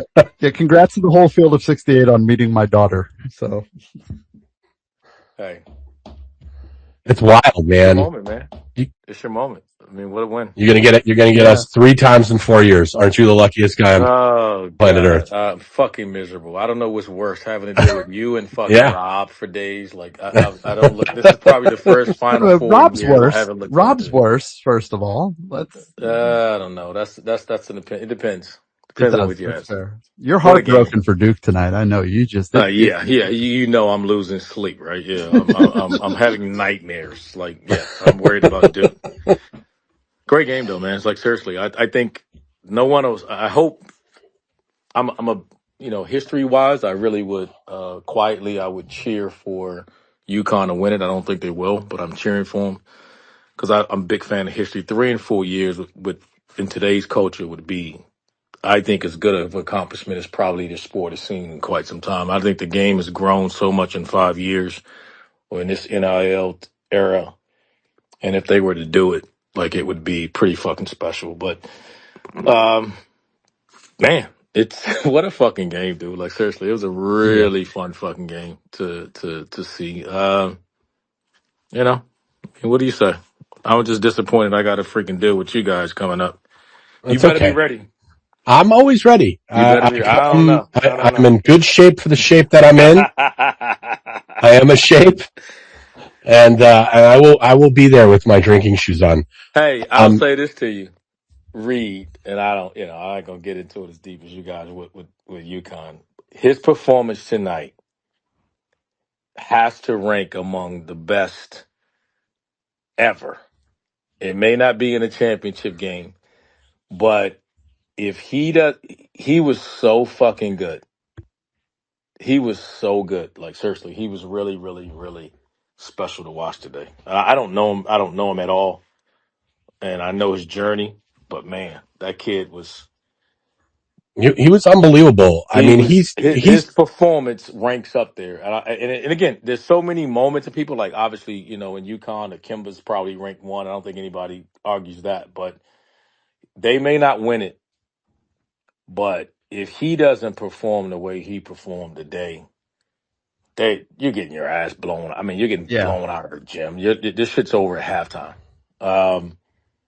The second half, and then he guards Cam and does a really good job defending him. Like that, he impacted the game so much, man. It was actually fun to watch, fun to watch. And he made himself a ton of money.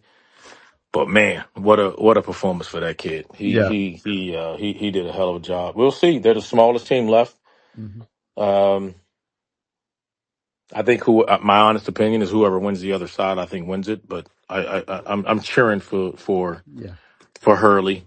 Like I said, just from a history perspective, I would love to see a team in today's era win 3 and 4 years. I think that's crazy. That's insane to even be here. I told Kamani that tonight with 3 totally different teams. With 3 totally different teams. Not you could have got away with that, like the Lakener Grant, era when you got guys coming back, but to win, 3 natties and 3 different teams is insane. Yeah, that's the last run like this. It has to be. That is the Duke run from, consecutive Final Fours from 88 to 92. And then they had, obviously the Bobby team lost to Jason Kidd and Cal in 93, but then they made it back to the championship game in 94. Similar kind of thing too, kind of like a loosey-goosey 2 seed. That was a little, and I'm sure you remember them fondly. But that's probably the last equivalent run that I can think of, and I just don't think a run like that is possible in the portal era. See, this is where the winning. I think it's bad shit to do without the portal. In the portal era, it's even crazier. And this is Randolph. This is where the winning matters. UCLA made 3 straight Final Fours this century. Yeah, you just kind of forget it.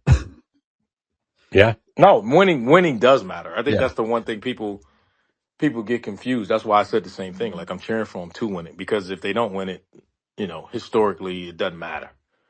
It sounds great, but historically, in a sense of, I think, just having an understanding of what that would mean if they were to do it in today's era, I think it would rank from an accomplishment standpoint. I just don't know if even UConn fans would have to admit this. This, of the 3 teams, this team is third. Oh yeah, they're not as talented as the other 2 teams. The other teams were dominant.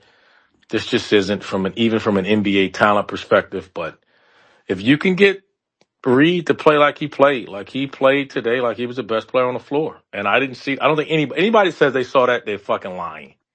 No. We were talking about it earlier. I mean, I've been kind of a dogging on Reed for a lot of the season and a lot of his tenure here, because he's one of those guys that, like, his talent ceiling, like his raw ability is so obvious, and just sort of his inability to sort of find that consistency in that next year, it's driven me nuts. Desperation does that to you. Yeah. When you're a senior, it's like Cariban. I thought Cariban was like brutal. He was just awful. He was awful. And then all of a sudden he got the layup on the cut from Reed. And then his shot, that 3 was like, that's when I thought, I'm like, all right, UConn, like, they're going to get this. Yeah. Well, they ran that double curl. That we run for him all the time. He pops up and makes that shot, considering he couldn't get loose or make a shot all game long. Yeah. Yeah. It's a lot of chase. It's fun, man. Yeah. I mean, it's going to be, hey, look, it's the way I've looked at this group is, I actually think, I still don't think we've seen it. We've got at most 2 games left. We've sort of half joked about it all year, but like this, I actually think this team's ceiling, if they could get everything clicking, it can be higher than the 24 teams. I also think its floor is like colossally lower than the other 2 teams. I think everybody holds on to it. If you're a UConn fan, I'm more objective. If you're a UConn fan, you're always crossing your fingers saying, I'd like to see a game where it all fires.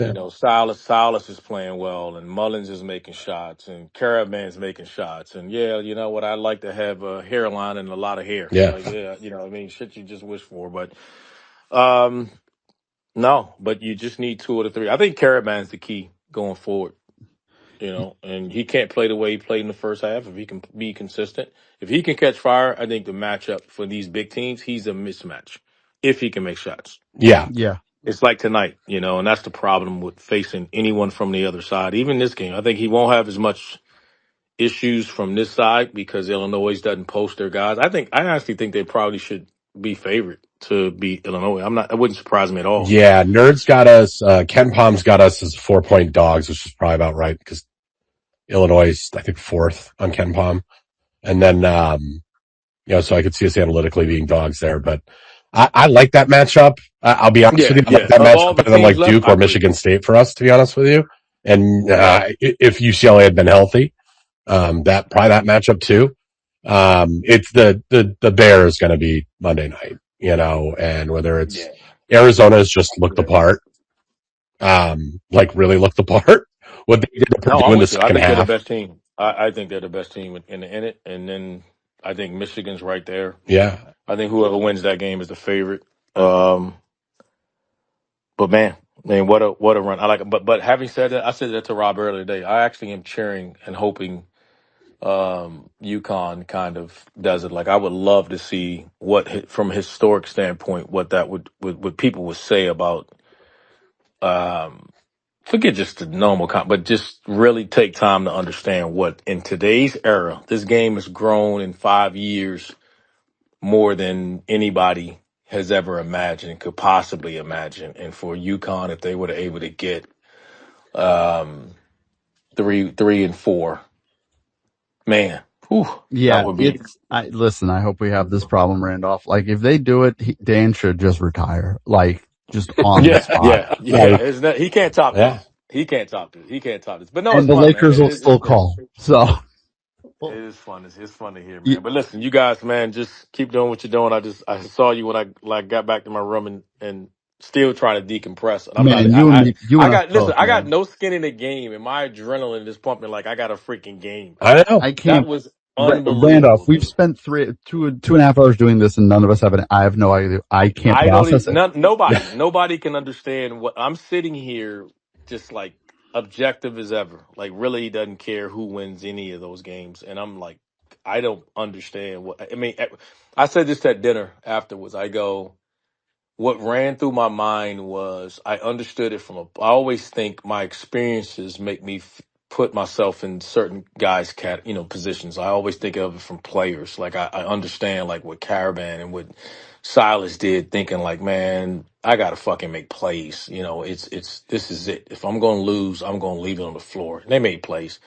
I look at it from Duke guys like dominant all year long, and then you get into this moment and you panic. You don't want the ball. All you had to do was hold the ball. Yeah, Yeah. And had a just hold the ball. timeout. I mean, just you had a timeout.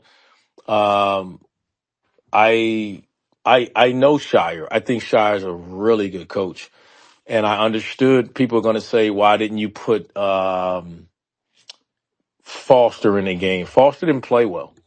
He turned it over a bunch late, and he didn't play well. I thought you can nitpick and say, hey, maybe have him on the floor inbound. But the inbound play was right in front. I was surprised with 10 seconds left. They didn't just hold the ball. Like once you caught it, just get the foul. And they treated it like it was they, as good as they've been, they look like freshmen. The inexperiences bit them in the butt, and it's cost them. And I thought of Shire thinking like, man, this dude, I know how much last year hurt him. Ooh, this year Yeah, is gonna man. be. I This can't year's gonna imagine. be like, oh my gosh, like it's gonna be. That's gonna be tough for him. I And just then, think it's just so tough nowadays with college basketball. I mean, this is every sport, right? We're seeing it in college yeah, baseball. We're seeing it in college football. Like, yeah, you've got to have older dudes that can keep their shit together. I just, the talent, you're going to get what you're going that's to where get I out of thought it. Foster was supposed to be the guy, and then the injuries, man. I mean, you Yeah. don't, credit to that kid because they don't beat St. John without him. Yep. And you can't imagine he's 100%. This game is it's so funny to see, and no excuses made. Nobody remembers the excuses of it. They're just going to remember they didn't get it done with back-to-back national players of the year, Yeah.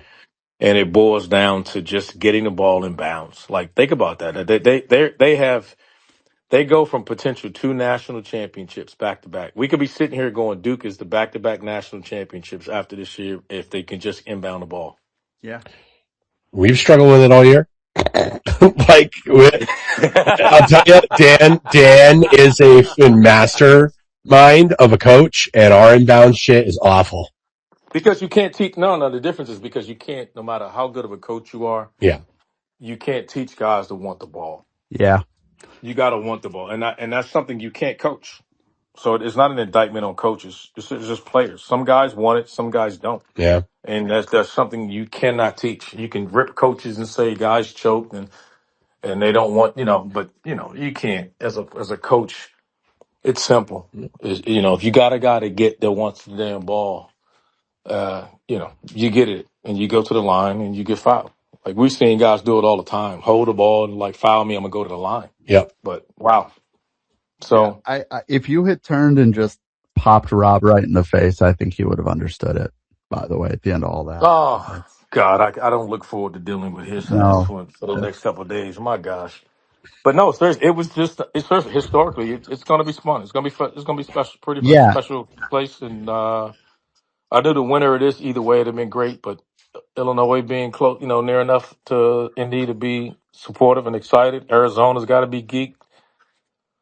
Michigan is what they did today to Tennessee, my God, that ought to be called like Yeah, this. That was that was straight up Child protective murder services today. need to be called for them. Yeah, they need to Randolph. be That was called. part of why I wasn't too down even when they got down 19. I was like, well, I just watched a team get its face ripped off. This is going better than that, and they got it from 19 to 15 I at the thought they half. won it. I thought they won it when I said this to Jeff. I was sitting beside Jeff during the game. It was the first half. It was 44, I think 25 or something like that. And it was like 4 minutes to go. I thought Duke was on its way to 50 something points. In my mind, I'm thinking, this is the UConn team that struggled defensively. Yeah, And Duke never didn't score again. And I thought Duke really screwed this up before the half. Even the last play, the inexperience showed, even with Gamba, just they come out, they call timeout, they foul. You got UConn goes down, I think shoot a free throw or something, and then they come back and Gamba shoots the three. And I'm just like, all right, you guys are you really pissed away this last 2 or 3 minutes of this half when you should have tried to push this thing to 25. And I'm like, UConn with nobody making a shot is just 2 shots into this, and then they kept knocking at the door, man. And it's gonna be fun. Like, yeah. How I'm about really Terrace excited for throwing it. I that think. baseline dime to Silas? Like, Oh my God, his passing was unbelievable. Like seriously, I said this earlier. His performance of all the great players, he'll never be mentioned this because he won't be this great NBA player. But his performance tonight is one of the best that I've seen under the circumstances for anybody. I thought that kid, because if he doesn't play as dominant as he plays, Duke beats. I mean, when I tell you that game's over in 15 minutes, it's over. yeah. It's over. And that kid just single-handedly, no one else did anything. That kid single-handedly put UConn on his back. And I thought 2 moments. First half he was alone, and then I thought the last 5 minutes he stepped up and guarded the most dominant player in college basketball all year, and Cam Boozer one-on-one and made plays. So UConn on his back, and then I thought 2 moments. First half he was alone, and then I thought the last 5 minutes he stepped up and guarded the most dominant player in college basketball all year, and Cam Boozer one-on-one and made plays. So credit to him, man. Like I said, I'm cheering for you guys to, silently. I'm gonna give Rob shit. So I Please do. told everybody we got guys cheering for Illinois. I got to deal with you guys out there. So I think I'm gonna go buy when I land in Indy Wednesday. I'm gonna buy me a Michigan shirt. I don't know anybody from Michigan. I really That's don't give fair. a shit about them. That's But fair. I have to be neutral. So I think I'm gonna get I got friends at Arizona. I don't want to cheer for them either. So I think I'm gonna get a Michigan shirt. I joked Give earlier, you like guys shit. we're going there to try and win it, Randolph. But also, you remember how the NC State fans were 2 years ago, and they didn't give a Yeah. shit. That's kind of us right now. Yeah. No, but listen, I'll tell you this. You're Alex Cariban, great game from winning a national championship. Yeah. I think you can beat Illinois, and either team on the other side will have a tough time. The only thing Arizona could do is put Karchenkov on him, and I don't think Michigan has anybody to put on him if he's making shots now. I actually think we match up with Arizona a little bit better than we match up with Michigan. We played them really well without Terrace last time. So I think like Krivas killed us in the first game. So I think Terrace helps out a lot there. We also I don't think we had Mullins for that game either. You didn't. Yeah. So, I mean, I think we can beat anybody. We can lose to anybody kind of thing, but it's, look, we got a chance to win our 7th. Unreal. It's crazy. Pretty special, dude. It's Really pretty crazy. If you win this one, they're all different, but this one is truly. This one will be, it'll be pretty special. If you pull this one off, I mean, this is different. This one will be different. Yeah. I thought, the other two were like, it was yours. It's almost like this year, the previous years you were Arizona. This is Arizona's to lose. They've been the best team from November to now.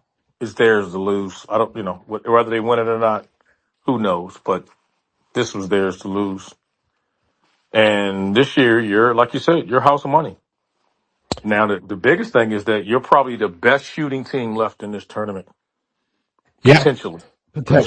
Yeah. Potentially is right. We could do one for 18 again, like that's, you get what was I saying? The Michigan State game, I felt like you got the entire 2026 UConn experience in one game, from like a blinding big run to not being able to throw water in a well, to some not like moments of like absolute defensive brilliance, and then not even being able to guard a traffic cone. You just don't, this team is like a box of chocolates. You never know what you're going to get. And, be really interested to see what they do. I hope Terrace keeps playing this way, because, I mean, I know you've gone back to it a couple times. I'm not even joking. We'll see how this finishes.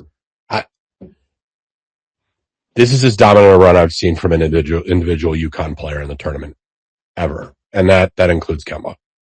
But that's the thing, though. But listen to what you're saying. It's as dominant as a performance you've seen of anybody. And yeah. I'm just telling you, watching it, the kid was. I thought he was a good player, solid player. I know he won the first round. He did what he did, but I'm kind of like, all right, that was against, all right, that's okay. This was against the National Player of the Year, and Yeah. it wasn't just him scoring. It was he guarded him. He stepped up when it mattered and was like, Alex, we're not doubling. This is just me. I got him, and he delivered. Man, that's pretty cool. Like for him, It's why that's impressive. I said it earlier in the show.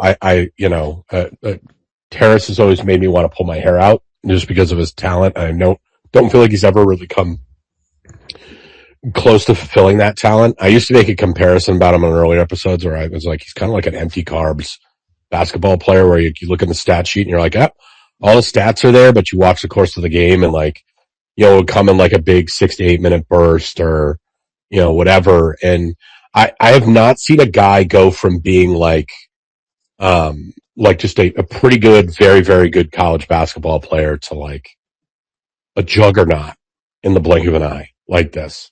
And the Furman thing was just preposterous. I know it's Furman, but like, he's done this against Michigan State. No, He's done this nobody's against ever Duke. going to associate it because it's Sermon, and you don't just do this against Duke, and you don't do this in a Filipowski year, where you're like, this isn't a good year team. You do this when, Cam Boozer is the most dominant player in the game, and he did it. I mean, shit, credit to him. I mean, it'll be fun. I mean, he deserves it. He earned it. I thought it was both ends of the floor. His passing was good. Like that kid he was something. Like he was really, really. It was like, who is this? I didn't recognize him. I found myself looking at him going, who is this again? Like, who is this dude? Wait, I don't remember him. Like, is he on? Is he on something? Like, what the hell is he? Is this like Cocaine Bear over here? Is this George? Is this like is he on? Somebody drug test this dude? Like, I'm thinking, like, is this what the hell? And then post game, it's him just thanking Jesus. It's like, you just savaged the beast. I love Jesus. Like, man, it's crazy. It's crazy. Why you get the coaching, man? But it's why you want to leave sometimes. It's because it's in there, and they got it out of him. Randolph at the best time, and I will see you this week with a wife and a baby, because I think we're going to drive. I can't believe I have to plan this. I can't believe this is even a thing. Look at you growing up. Got to be a big boy. There you go. You too. That being a dad is a bitch, isn't it? Yeah, well, you get used to it. 2 years ago, 3 years ago, you two screaming at each other at 3 a.m. on if UConn's a blue blood or not. Now they might do this. It's pretty funny. Yeah, it is, isn't it? I drank a lot of beers that night. I can't. I'm real, isn't it? I remember it like it was yesterday, and I got to put up what you got. And I'm not drinking that much anymore, so I'm telling you now. Like, okay. Challenge accepted. I'm a true drink guy now. I'm done. Go do your Pilates. Reformed your ways. Yeah. I love you, man. I'll have Thank to you fly for my wife jumping on, out. man. All right, man. You guys be good, man. Well, we're going to try. This is as good as it gets, man. This is good man, you better enjoy it. I'll see you out there, man. And I would say this, celebrate it either way. Shit, it's been a hell of a run. Oh, yeah. You're doing something that may never... You better hope most of you are alive when somebody does what you guys have done the last 4 years anyway. You better hope you're alive again to see it. So yeah, I joke with some people. One of these years, a 16 seed's going to beat us by 20. We're just going to have to sit there and take it because we have earned it. Yeah, you're a bunch of spoiled asses right now, which you are. Fucking enjoy it, fellas. Nobody deserves it more than us. Just thank you, RC. You're the best, man. All right, man. See you guys out in Indy, brother. Y'all be good. See you soon.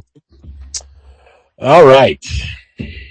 It's always nice to hear from It is. I Senor genuinely Childress. do love him as a human being. He's been very behind the scenes. We talk about life stuff, and it's valued. I won't say friend. I was drunk texting with him last night, like midnight, 1:00 in the morning, about the game. He was like talking to me, like giving me confidence about it. He's been like all about Duke can't handle the Alex matchup if it's working, and then it didn't work, and they won because Braylon Mullins shot one in from 45 feet. So, what do you know? All right, going to keep this line moving here. We've got Jared Raskin next, then Max Cerullo. I got a couple other people in the request hubble, not too many more. We'll get to you guys here in a second. Jared, what do you got for us, my man? What's up, guys? Coming at you, Cleveland, Ohio, fan for a while Cleveland. now. I want to talk about that. I'm not sure if you mentioned this earlier, but the Duke commentator, man, saying Malachi, or they have a player who ran on the court, man. Just seeing them just absolutely crying after was fantastic. I watched the game with a Duke fan, and just to see the pain wither on her face as the game went on was just fantastic. Just big fan of you guys. I'll be making the trip to Indy, 5 hours, so looking forward to seeing you guys there. Yeah, the Duke play-by-play guy not realizing that Malachi Smith was on the fucking floor and legal in the play was really funny. Oh, just chef's kiss. John Shire level of awareness there. Never disappoints. Thank you, Jared. Gonna go to Max Cerullo next. I'm gonna do Chase, Page Against the Machine, and then we're gonna end things here with Jacques Fener. What's going on, guys? How you doing? Oh, we're here, aren't we? Oh my God, we lived, bitch. That was a very special today was a very special day. I must say, Hurley Mania, you said earlier, we wanted to hear kind of our experiences, kind of how it went down. I had always sort of dreamed of experiencing a day like this with my kids. And I don't know if Anthony's quite old enough. My son is quite old enough to remember the performance that I put on in the living room when that shot went in. But boy, he sure it was. That was so cool. Just they looked like they were cooked, man. Just the first half was about as bad as it could get. To be only down 15 was a miracle, and then just. I don't know. My God bless my wife. She's been like, sick as a dog all weekend. It was really just kind of trying her best to hold it together. And meanwhile, I'm like raving like a lunatic in the living room for like 2 straight hours while, the kids are running around being crazy. The thing about just seeing that shot go in and just kind of just letting it loose and, it being as early as it's been so late, like if this had happened, like, the game might be just ending now. You'd have to restrain. I don't know. It wouldn't really be good if I was just started like screaming like crazy, at 1 a.m. and waking up the kids upstairs, So having everybody in the room and to watch it together was just unbelievable. And the best part is that I don't have to wonder what my face would look like because I sat down after the fact and looked up and realized that we left our Ring camera on in the kitchen and it caught the whole thing. It's a great video. Thank you, Max. I enjoyed it. I got that so now like, whether Anthony remembers it or not, I can just be like, here, just remember, this is you right there. You were watching the screen. Here's you being a little bit startled by daddy, falling with his knees and just start, screaming. That was great, man. That was just unbelievable. Yeah. I'm still speechless 3 hours later into the show. I'm just watching. They posted March Madness posted the melt, which for those of you not in the TV industry or don't have history in it, it's just the shots of the raw camera footage. They're on Carlos Boozer and they immediately pan to the Hurley family, the guy who was supposed to shoot the family. The shots of the family pans over to Bob and forget Bob. Dan's mom almost transcends to a higher plane. And then like the one on the bench, like we're all noticing Cam, Spencer and stuff, but like Terrace Reed and Solo Ball. Like first of all, Terrace almost runs over Dan Hurley. Dead. Meanwhile, Tom Moore is grabbing people and pulling them back to the bench. Boston College head coach Luke Murray is MFing somebody in the family section, I think, which I don't know why, but he's pointing at somebody like I told you. Mike Nardi and Dan Hurley do this beautiful exchange dance at one point. Then Mike goes to Luke, then goes back to Dan. At this point, Dan isn't wearing his blazer anymore.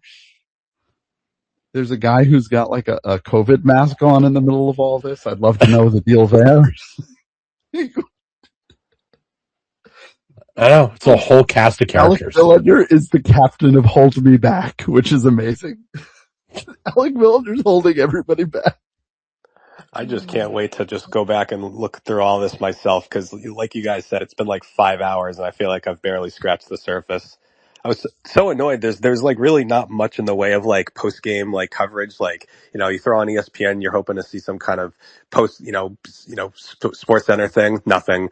CBS Sports was doing something. It's some other thing. Well, I'll say this: the first 20 minutes of the 11 o'clock Sports Center roll at UConn. Well, I had it on TV. Well, by that point, I was fully in with you guys. So thank you. Anyway, I'll let it go so the last few people can hop in and share their stuff. But dude, never gonna forget tonight. That was as good as it gets as a basketball fan. So glad to be able to be on this ride with you guys. Thanks, Matt. Man, watching Mama Hurley go, holy shit, about as aggressively as an old lady can say holy shit, is something else. Rudy Gay having a complete meltdown in the first row, by the way, with his kids is so good. There's one, if you find the melt clip, if you go 2.5 minutes in after the shit I was doing a bad job of narrating, they then have an ISO shot that's just on the bench from the baseline level. I'm watching it right now. Is all the Duke end, and it's like the most Eroge Panovich and action. Jacob Ross, and it's just, and then it pans to Rudy, who is losing his fucking mind. Oh my God. This is awesome, man. What a fucking day. All right, we're going to keep it moving here. We got Chase next, then Page Against the Machine, and then we got KJ, and then Jake, and then we're done, guys. I'm not going to take so many people. I'll show anymore. Yeah. Chase, what do you got for us, man? What's up, fellas? You guys hear me? Yeah, I can hear you. We got you. All right. Yeah, I've been listening to you guys for a few years. Love the show. Great show. Thank you. Was in DC tonight. Excellent game. Excellent opponent to beat for the third time in a row in the tournament. It was absolute poetry just seeing these fans excited as can be, leaving the arena in absolute agony. One question I got for you guys is where you would rank Terrace's run this tournament in terms of all-time UConn big man runs. I figured before the tournament maybe he'd have like a Sonogo type run. I'm wondering if he's thus far exceeded that. I feel like it's close. I don't know. What do you guys think? I think you got to win it to kind of put it in those categories, but like, man, he keeps this shit up. This has been a more dominant. I mean, what was Kemba's run in terms of points? Like, yeah, I mean, it's man. Yeah. As far as guards, I mean, that team, 3 freshmen, a sophomore, and Kemba. Yeah, I mean that seems like an insane fucking thing to say, but like it's so far. I just think, like, especially with Sonogo had the 3-point shot a little bit, and Terrace is doing all his work inside, and he's coming through at the free throw line for the most part compared to the regular season. It's just very inspiring to see. Yeah, it's tougher for me too because the 23 team just kind of eradicated teams, melted them in the tournament. Terrace basically took on the Duke Blue Devils today all by himself, and not only did he hold the door, but he helped kick it open in the second half to get him a shot to win this thing. So, I mean, as an individual performance, I mean, this is way up there. Yeah, I'm individual totally game on that. I was wondering what you guys' thoughts were. It's just way up there, but the cumulative performance the last 2 weeks it's right there with Kemba. He's got to win it for me to. He's got to have 2 great games in Indianapolis. They got to win it for me to put him in that run. But like, Yeah, and I it's know. fantastic that we're in this boat where you have to win it, like to be compared with other UConn greats. You know Yeah, what I mean? yeah, Like it's just such a good like situation where like a lot of like so many fans would dream of just being in a Final Four, and like here we are since 1999 in our eighth Final Four. We've won yeah, 6 of them. yeah. Syracuse has been to 6 in their entire existence. Yeah. I don't think seven's The coming best part soon. was reminding Syracuse kids fandom just has been, if you just want the cherry on top, you want that perfect sleepy time tea before you guys roll over. Pull up SyracuseFan.com tonight. wait, I actually have a great website for you guys. Oh, yeah? Please do Yep. share. Did DukeWin.com. I believe is the website. Yes. It's a very good one. Was that already covered? No, but thank you for sharing. DidDukeWin.com. Great website. It's very to the point. And then, yeah. It's craziness. Thank Thank you you, very Paul. much, man. Appreciate the call. Appreciate it. Going to move it along to Paige against the machine, then KJ, then Jake. Paige, man, what do you got for us? We shocked the world. We did. Yes. Season of the Witch lives on. So good. Season of the Witch. Somehow we weren't the first to 69. That was Duke, but Yes. we were. Yep. But we were the first to 73 and the only to 73. I can't believe. I'm sorry. It's been 5 hours. I'm still. Unreal. So I was at the Jack London Saloon out here in Sonoma County, California. I got my 1.5-year-old in my arms because I accidentally introduced him to ketchup tonight. Uh-oh. So he's doing laps around the pool table. I had to pick him up and hold on to him for the last 3 minutes. And then somehow that happens. We hit that shot and I just start screaming, "Oh my God, oh my God, oh my God." So loud in this bar. I made a 7-month-old start crying. And I didn't even realize some other kid was there, and I was like, "Oh my God, I'm sorry, but we just won. I'm so sorry you're crying." And go UConn, fuck Duke. Like, it was just crazy. I made a baby cry. It was great. Oh, my God. Well, at least you didn't blow an Achilles tendon. Right. That's definitely the king one so far. It's the little things. Yeah, the regression of all regressions to the mean, right? Like 1 of 18, Yeah. and then what? 4 of 5, 4 of 6 Yeah. in the last. Unreal. Last one from freaking Mount Vernon. Unbelievable. It's crazy. Thanks Never for holding gonna it down, forget guys. Love Thank it. you, man. All right, KJ, what do you got for us, man? Yo, what's up? What's up? What's up? That was the best shot of all time. Like, there's nothing better than that Braylon Mullen shot. There's nothing better. Nothing's gonna top that. Like, what will top that? I don't know. That's all I got. That's all I got. Thank you. It's true. You know what I mean? That's all I got. It's whatever. Whatever happens in the Final Four, whatever. I know. That shot will go down in infamy. It's amazing stuff. That's all I got. Stuff. That's all I got, man. All right, KJ. Thank you. Go UConn. Let's go skis. All right. Jake, take us home. Gentlemen, I will see you in Indianapolis. Yes. I'll see you there as well. What an amazing day. What a truly amazing day. How has everybody else's day on Twitter.com been? It's been pretty good. I'm having a great day on the old Bird app. Down on the old Bird app. Yeah, no, my Twitter's been busy all day. As Hurley Mania knows, I'm back in Connecticut now after having been in Atlanta for for a media opportunity with U.S. Soccer at their new national training center, which is very nice.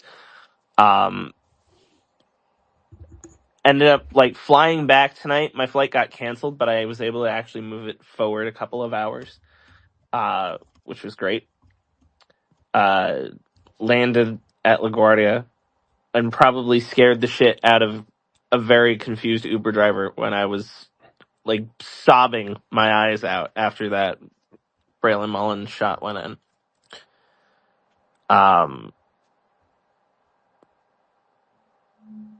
Just a magical time. Going back to Indianapolis, or going back to the Final Four again. How? I don't know.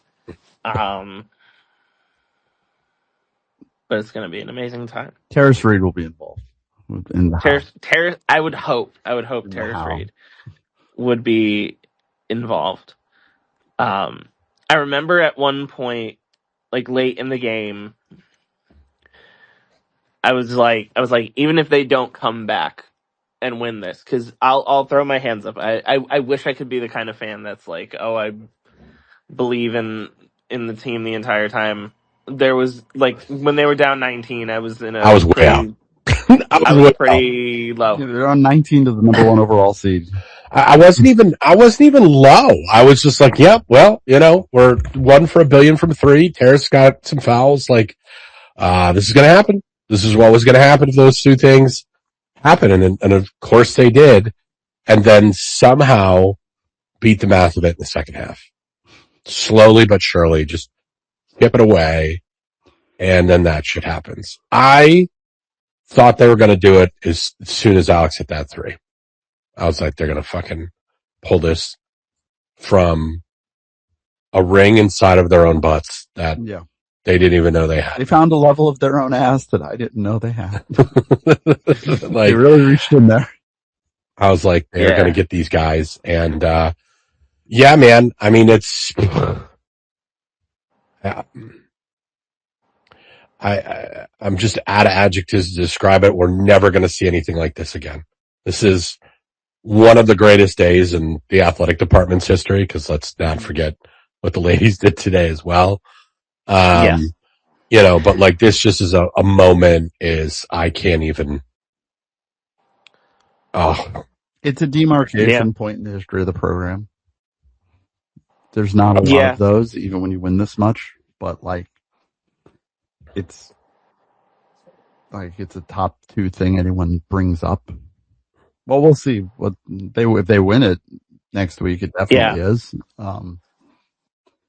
I feel like that Braylon shot might be the greatest in the history of the program. Yeah, we know it is. It definitely is. There's nothing to discuss.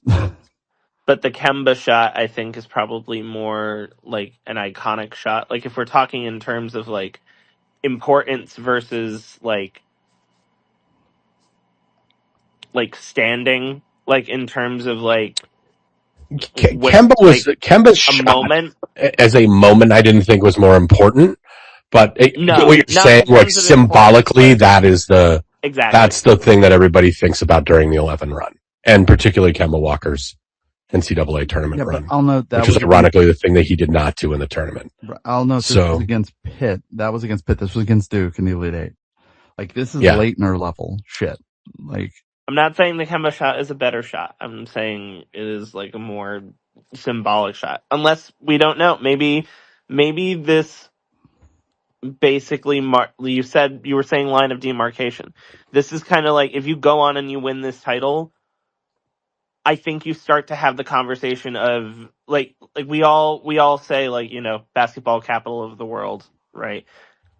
You really start to have the conversation, I think, after 7 titles and all of them after 99, you start to ask the question of is this the greatest basketball program definitively ever, considering the era that it's being played in compared to after you win a 7th, the only 2 ahead of you would be Kentucky and UCLA, and you could probably dispute at least a couple of those in there versus winning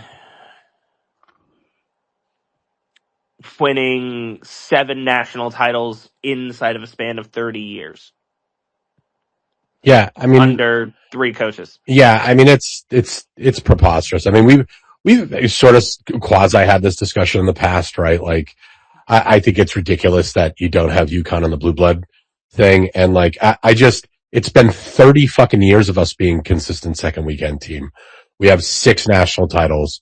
We've got a chance to win a 7th, which would be a third in 4 years. You know, like yeah, you could bring up the consistency award thing, but like when the chips are down, this program just consistently delivers. And 30 some odd years is not a short period of time. It's really 35 years.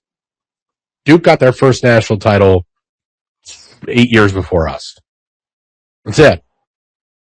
So like, the fact that we're not in that discussion is silly anyways, but I think this not only would fork it completely, but like I mean, you could talk about, hey, what are the biggest brands in college basketball? I think, for present day and heading forward, today was very symbolic, especially if we end up winning this weekend and get number 7. This is really a passing of the torch. This is us blowing clean through them. Like this is us running right past Duke. It's like that preeminent brand. And like, I'd also advise UConn fans to start getting used to having a lot of fans like Duke has, where there's a lot of kids growing up that don't have anything to do with Connecticut or the university.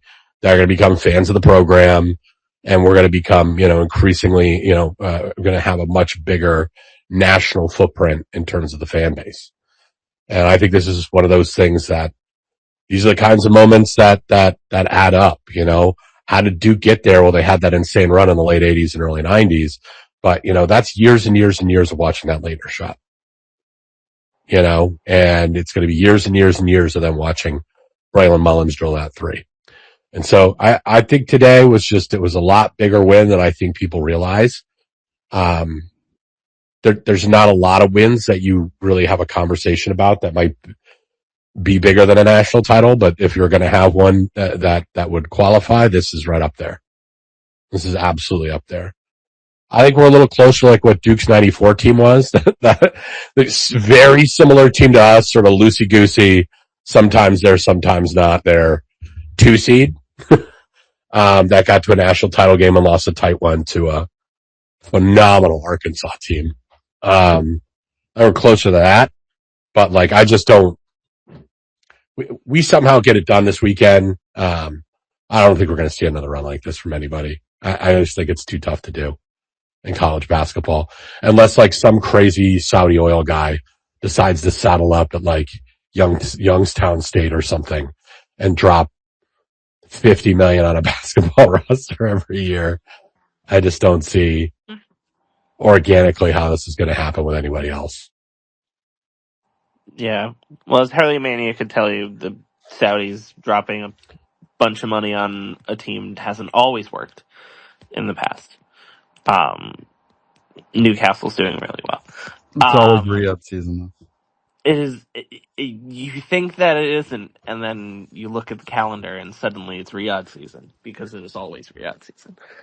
All right, yeah, I will see the both of you in Indianapolis. Have a good one. See you there, buddy. Oh, I gotta drive this thing. I gotta go to bed, Hopball. You're gonna drive this? You think you're gonna drive this thing? I think so. Wow. I don't know. I can't believe I have to plan. We have to plan for this. I feel very bad. I feel very guilty. I don't, but I do. I feel like this is very unhinged, more than, and I'm an unhinged guy, we know. I got a lot of experience with that, and this one feels dirty. It really does. Yeah, it feels like, all right, we've bitten. This is, we don't deserve this. Is irresponsible, and I cannot believe I'm going to be going to Indianapolis, Indiana for anything. And the entire Braylon Mullins extended family will be there with us. Thank God for all of them. Josh Mullins, You post whatever the fuck you want this week, buddy. Go right off. Go right off, sir. Oh, my goodness. What an incredible night. UConn 73, Duke 72. I'm going to go lie in bed and reconsider my entire life going forward from this point. My calendar is a hellscape this week. Oh, yeah. Hey, Friday. You get Friday off? We get Friday off. That's going to help me a lot with this. Yeah, I don't work Fridays either. I mean, I kind of do, but I don't. But like Thursday is going to be a bear. I got to get everything. So I may go Thursday. I mean, if we're driving. So our thought is we're going to drive Thursday night straight through. Going to go overnight, do the graveyard shift. Well, we have a 20-month-old, and at least she'll be. No, I mean, that makes sense. Yeah. Maybe I'll come along as a lead blocker for you. No. Oh, yeah. Possibly. Yeah. I gotta rent a car because I want to use my car. I gotta put a car seat in it. These are really great problems that we have. Yeah. You'd do that. I mean, there's so much that you could do. There's so many. We could get a bus. Oh, DeVivo, just give me a bus. Come on, man. Just give us a bus. Just a bus, please. Just a bus. We will be with you again, improbably, Saturday night from Indianapolis, UConn, Illinois. The show goes Should we do on. like a live broadcast somewhere? I don't even fucking know what to do. I guess. The show. Oh. Maybe we'll do a live show while I'm driving. Going live with you guys from 3:00 in the morning, driving through French Lick, Indiana. Live from Scranton. Actually, God, Scranton's the beginning of the trip. Jesus. You just go to a Pittsburgh Pirates game. Go see that park on the way through. I mean, I've always wanted to see PNC Park. Shouts to Zach who's listening. But yeah, we get to do this again. This incredible basketball team that I have doubted a million times. And once again, part of me's got a little animosity about this trip to the Final Four. A little bitter towards them. It's a little bitter. I'm like, you know what fucking money I got to spend now? Yeah. Well, I can't believe it, but I'm thrilled about it, man. We all got to share something really special today. And I hope we get 2 more really special things. But even if we don't, we'll always have today. Oh. Well, I don't even feel like, I just feel like the national title right now is just a cherry on top. Secondary. It's so bad. Like, did that 2 years so bad. I cannot believe that shit came out of my mouth. I know. And that will not be what I think on Monday night if we lose. Arrogant and but spoiled. like, I am literally at a point right now where like I am satisfied, and that is bad. So satisfied. I'm so satisfied. I am turning into, they say about how boxers get soft after they win a lot and they make a lot of money, when you're sleeping in satin sheets kind of thing, right? You just start to get soft like Conor McGregor after a while. You just lose that edge. Maybe that's me. Maybe I'm just being spoiled with riches now. But this is like such a unique thing to get. It's like a whole thing I never knew I wanted that now I have.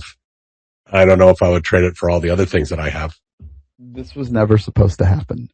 This is weird. The last 4 years, none of this was supposed to happen. Imagine sitting one of us down in 2018. I'm going to wake up tomorrow. We're playing Tulsa at Thursday on ESPN News at 9. I'm going to wake up tomorrow. And I'm going to tell myself, imagine explaining this shit to yourself. I just think if Jalen Adams gets another guard, we can figure this out and win 20 games and, go on a run in Fort Worth. And then I got hit with a chair and here we are. It's amazing. It's been a pleasure to share it with all of you. And we did crazy live numbers tonight. And why wouldn't you? And we'll do it again Saturday in Indiana. Back home again in Indiana for Braylon Mullins, our new God King. This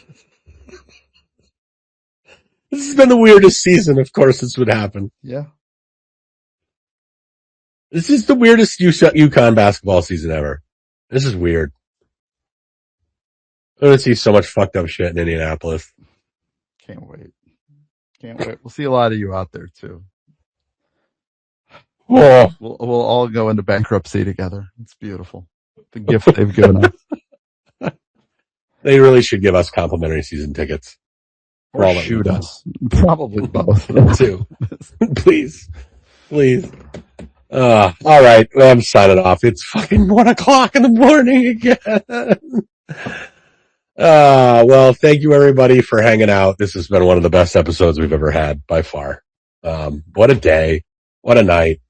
But folks, whether it's by plane, train, automobile, I guess we're just going to see you sorry assholes in Indianapolis. But until then, fucking however you're getting there, however you decide to get there, however long it takes you, just remember along the way, keep in touch with yourselves, everybody. Good night.